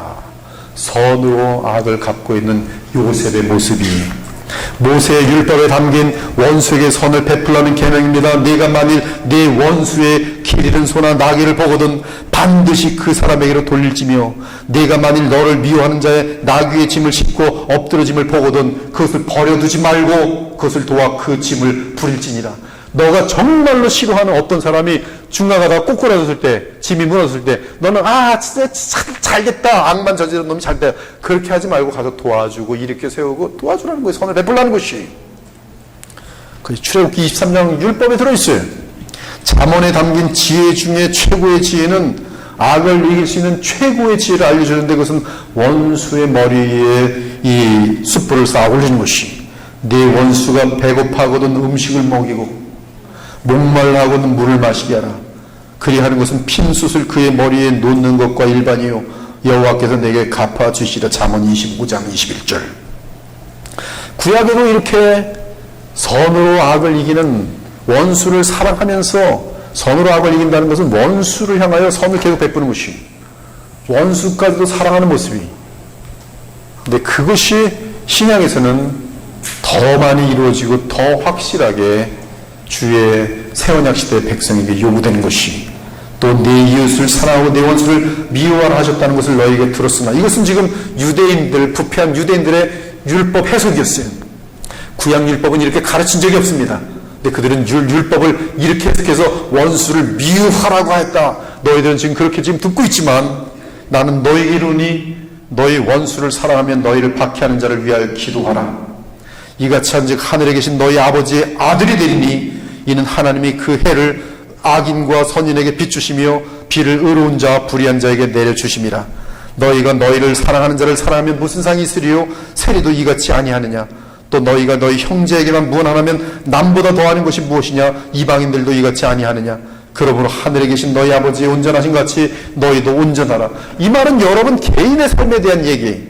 여러분들이 법관이 되거나 아니면 이 공동체를 관리하는 사람일 때는 가장 중요한 것은 뭐냐면 공의예요. 공평성이에요. 그러나 나와 관련된 일에 있어서는 원수들을 향해서 사랑해야 돼요. 그러나 하나님의 원수, 그리스도의 원수, 복음을 회파하는 자들에 대해서는 그들은 경계하면서 우리는 또한 여러 가지 교회를 보호해야 될 그런 여러 가지 그런 지혜를 구해야 돼요.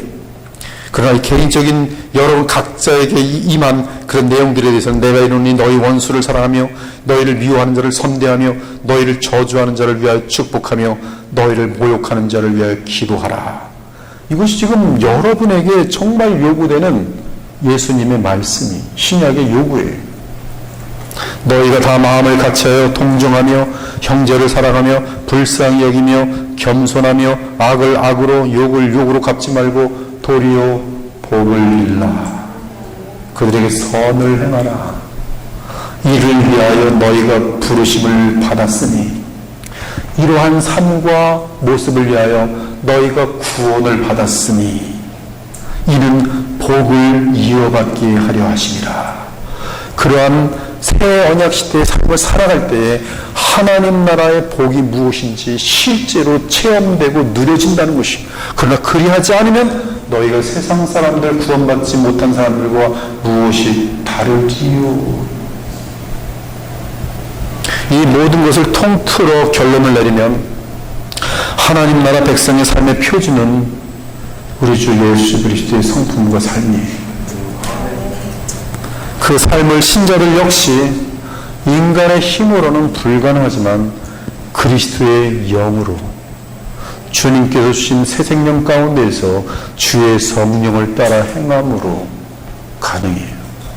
이를 위해서 우린 자신을 부인하고 주님을 믿고 의지해야 돼요. 이것이 바로 하나님 나라의 임재와 능력입니다. 그러나 선을 행함으로 고난을 받고 참으면 이는 하나님 앞에 아름다우니라. 이를 위하여 너희가 부르심을 받았으니 그리스도도 너희를 위하여 고난을 받으사 너희에게 본을 끼쳐 그 자취를 따라오게 하려 하셨느니라.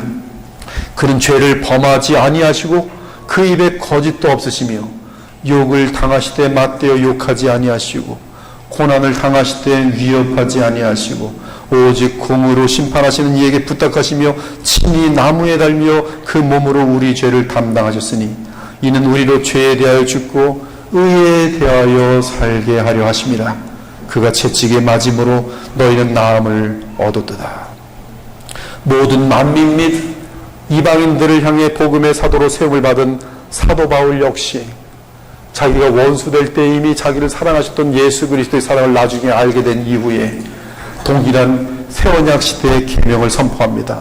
삼가 누가 누구에게든지 악으로 악을 갚지 말게 하고 서로 대하든지 모든 사람을 대하든지 언제나 항상 선을 따르라. 그리스도인들에게서 나올 수 있는 것은 빛밖에 없어요. 밝은 빛, 즉 선밖에 없어요. 선. 항상 억울한 일을 당해도 말도 안 되는 일을 당해도 악이 나가지 말고 자기를 부인하고 주님 어찌하오리까. 주님의 지시가 말씀 가운데 바로 기억나요. 그를 위하여 기도하라. 여러분 기도하십니까? 교회 싫은 사람 재수 없어. 재수 없어. 기도를 해보셨습니까? 기도하면 달라져요. 기도해보세요. 집에 가서 저 사람은 왜 이렇게 나한테 못되고 아주 그냥 괴로워 죽겠어요. 주님의 마음은 무엇입니까? 그를 위해 기도하라. 그의 단점이 보이느냐? 그의 연약함과 악함이 보이느냐? 주님께 기도하라. 고쳐주시옵소서. 그것이 선행하는 거예요. 수고하여 친히 손으로 일을 하며 모욕을 당한 즉 축복하고 박해를 받은 즉 참고 비방을 받은 즉 선을 권면하라. 너희를 박해하는 자를 저주하지 말라. 즐거워하는 자들과 함께 즐거워하고 우는 자들과 함께 울라. 서로 마음을 같이하며 높은 데 마음을 두지 말고 도리어 낮은 데 처하며 스스로 지혜 있는 체하지 말라. 지금 여러분 들으면서 너무너무 마음이 무겁죠. 그러나 이것이 신자의 삶이에요. 이것이 지금 신앙생활이에요. 이렇게 가기 위해서 신앙교회를 다니는 거예요. 아무에게도 악을 악으로 갚지 말고 모든 사람 앞에서 선한 일을 도모하라. 할 수 있거든 너희로서는 모든 사람과 더불어 화목하라. 내 사랑하는 자들아 너희가 친히 원수를 갚지 말고 하나님의 진노하심에 맡기라. 기록되었을 때 원수 갚는 것이 내게 있으니 내가 갚으리라고 주께서 말씀하시니라. 그렇습니다. 하나님 나라의 새 계명은 인간의 본성으로서는 지킬 수 없습니다. 그러나 새 생명으로 성령을 따라 행하면 지켜집니다. 이는 새 생명을 지키도록 하는 능력은 영광의 그리스도께 속해 있는데 그분을 믿고 의지하는 자에게 하나님 나라의 권능 즉 성령의 역사가 나타나기 때문이. 이처럼 새언약 시대의 칭의를 받은 자들은 완전한 생명인 영생을 얻은 자들이며 또한 하나님 나라에 들어온 천국 시민들입니다. 그들은 구약의 계명을 지키되 그리스도 안에서 성령의 내주라는 새로운 차원의 상태에서 넉넉히 지킬 수 있게 됩니다. 그러므로 신약의 서신들은 한결같이 새 창조의 복음을 알려준 후에 실천을 요구합니다. 그 이유는 새 언약의 의의 요구는 사람의 힘으로 할 수 있는 것이 아니기 때문입니다. 오직 복음의 능력으로 즉 성령으로 거듭난 천국 백성만이 믿음으로 영광의 그리스도와 연합함으로 성령의 능력을 통해 율법의 의를 이룰 수 있는 것이. 이때 영광의 그리스도와 연합하기 위해서 신자는 언제나 자기를 부인하고 영광의 그리스도를 믿고 의지해야 합니다. 이런 상태에서 이 자기를 부인한 상태가 뭔지 아십니까? 그게 바로 기도예요. 제가 매일 1시간씩 기도하는데 아침에 이 1시간의 기도의 상당히 많은 부분이 자기를 부인하는 거예요. 계속. 그리고 자기를 부인하는 것이 주님 앞에서 딱 잡히면은 기도를 마치고 내려올 때는 마음속에 섭섭함, 얄미움, 또 혼내고 싶은 마음 이런 거 싹 사라져요. 그리고 정말 어떤 대상을 만나면 기도하기 전에는 그 사람을 피했는데 짜증이 나니까. 근데 기도하고 자기를 부인하고 딱 내려올 때는 정말로 마음에서 사람들은요 영적인 존재이기 때문에 압니다. 알아요. 형식적으로 악수하는 거하고 진심에서 여전히 사랑하면서 악수하는 거 알아요. 그럼 나를 미워하는 사람도 악수하면서 싹 녹아요. 그게 하나님 나라의 백성으로 지금 저부터 시작해서 살아가는 거죠. 그것이 복음의 능력인 것이. 이 영광이 그리스도와 연합하기 위해 신자는 언제나 자기를 부인하고 영광이 그리스도를 믿고 의지해야 합니다. 이런 믿음의 상태에서 성령을 따라 사도의 교훈을 지킬 때 그것은 구약 계명을 온전하게 지키는 것과 일치하며 나아가 구약 계명에 담긴 하나님의 참된 의도를 차고 넘치도록 이루게 되는 것이.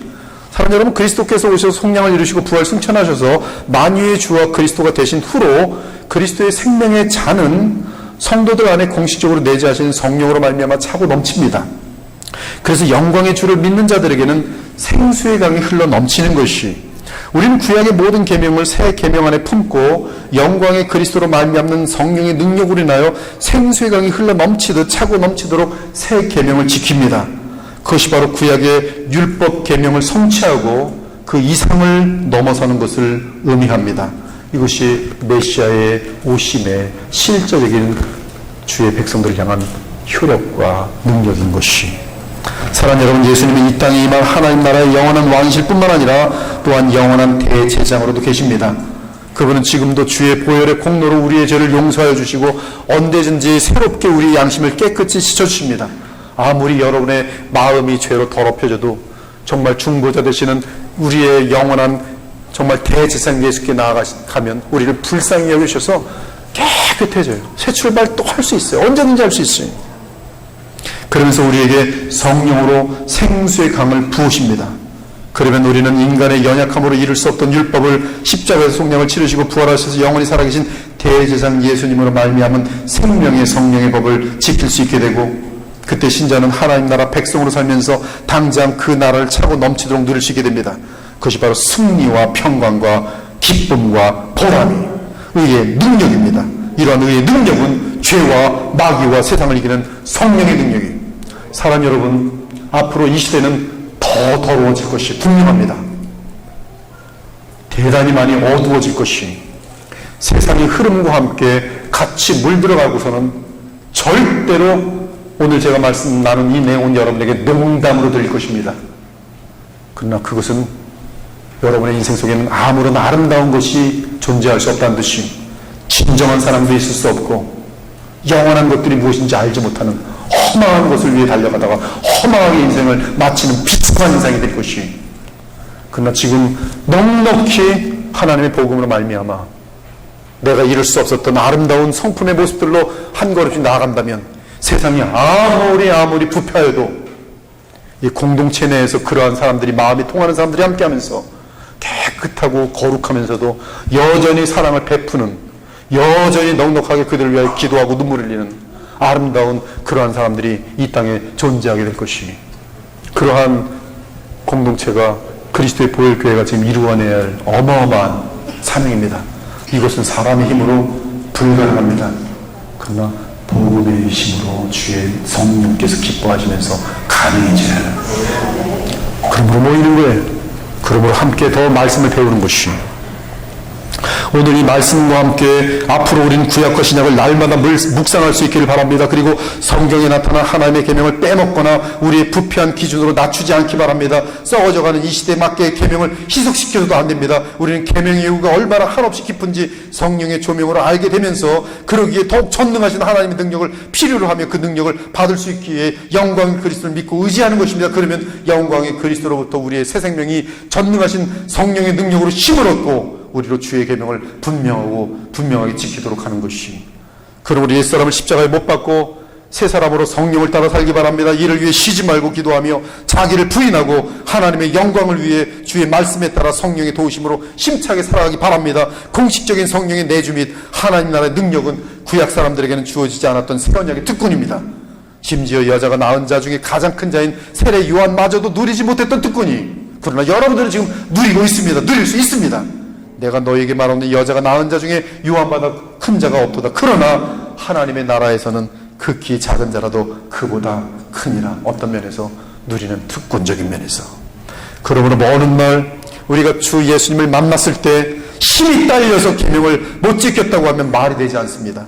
우리는 새언약 시대의 하나님 나라 권능으로 성령 안에서 모든 하나님의 계명을 온전하게 지킬 수 있을 뿐만 아니라 차고 넘치는 상태로 지킬 수 있기 때문입니다. 그 힘은 바로 그리스도의 한없는 사랑이며 그리스도 안에서 나타나는 하나님의 무한한 사랑으로서 그 사랑이, 그 십자가에서 나타난 하나님의 사랑과 예수 그리스도의 사랑이 우리를 넉넉히 하나님의 백성답게 살게 하는 것이, 저는 우리 모두가 하나님 나라 천국을 실제로 이 땅에서도 풍성하게 누리기를 정말 바랍니다. 너무 행복해요. 빵을 맛있게 먹는 그 행복이 아니고요, 멋있는 차를 끌고 다닌다는 행복이 아니고요, 하나님이 나를 사랑하신다는 확신에서 오는 그 행복은 아무 이상의 부러울 것이 없습니다. 저는 여러분 모두가 정말 이 천국을 같이 누렸으면 좋겠습니다. 누릴 수 있도록 복음을 정교하게 증거하고 있잖아요. 우리 주 영광의 예수 그리스도를 믿고 의지함으로 율법의 계명을 온전하게 지킬 수 있길 바랍니다. 바리새인들처럼 내면을 변화시키는 복음의 능력 없이 부패한 인간의 힘으로 율법 조항을 지키는 것이 아니라 하나님 나라의 왕이신 영광의 그리스도를 믿고 의지함으로 성령을 따라 율법 계명을 행하는 것이, 이때 성령을 따라 행할 때 우리의 양심은 율법 계명으로 인해 더욱 예민하여집니다. 즉 신자의 양심의 예민함은 말씀을 가까이 할수록 성령의 역사와 함께 율법 계명으로 말미암아 더욱 깊어지고 더욱 섬세해지는 것이, 여러분 양심이 예민해지면 죄 짓는 게 쉽지 않아요. 더 불편해요. 그러면 신자는 흠도 점도 없는 거룩한 사랑의 성도로 그리스도의 장성한 분량까지 자라나는 것입니다. 이러한 영원한 복과 보람과 영광을 충만하게 누리는 이 자리에 거룩한 하나님의 복된 자녀들, 백성 되시기를 우리 주 예수 그리스도의 이름으로 간절히 축원합니다.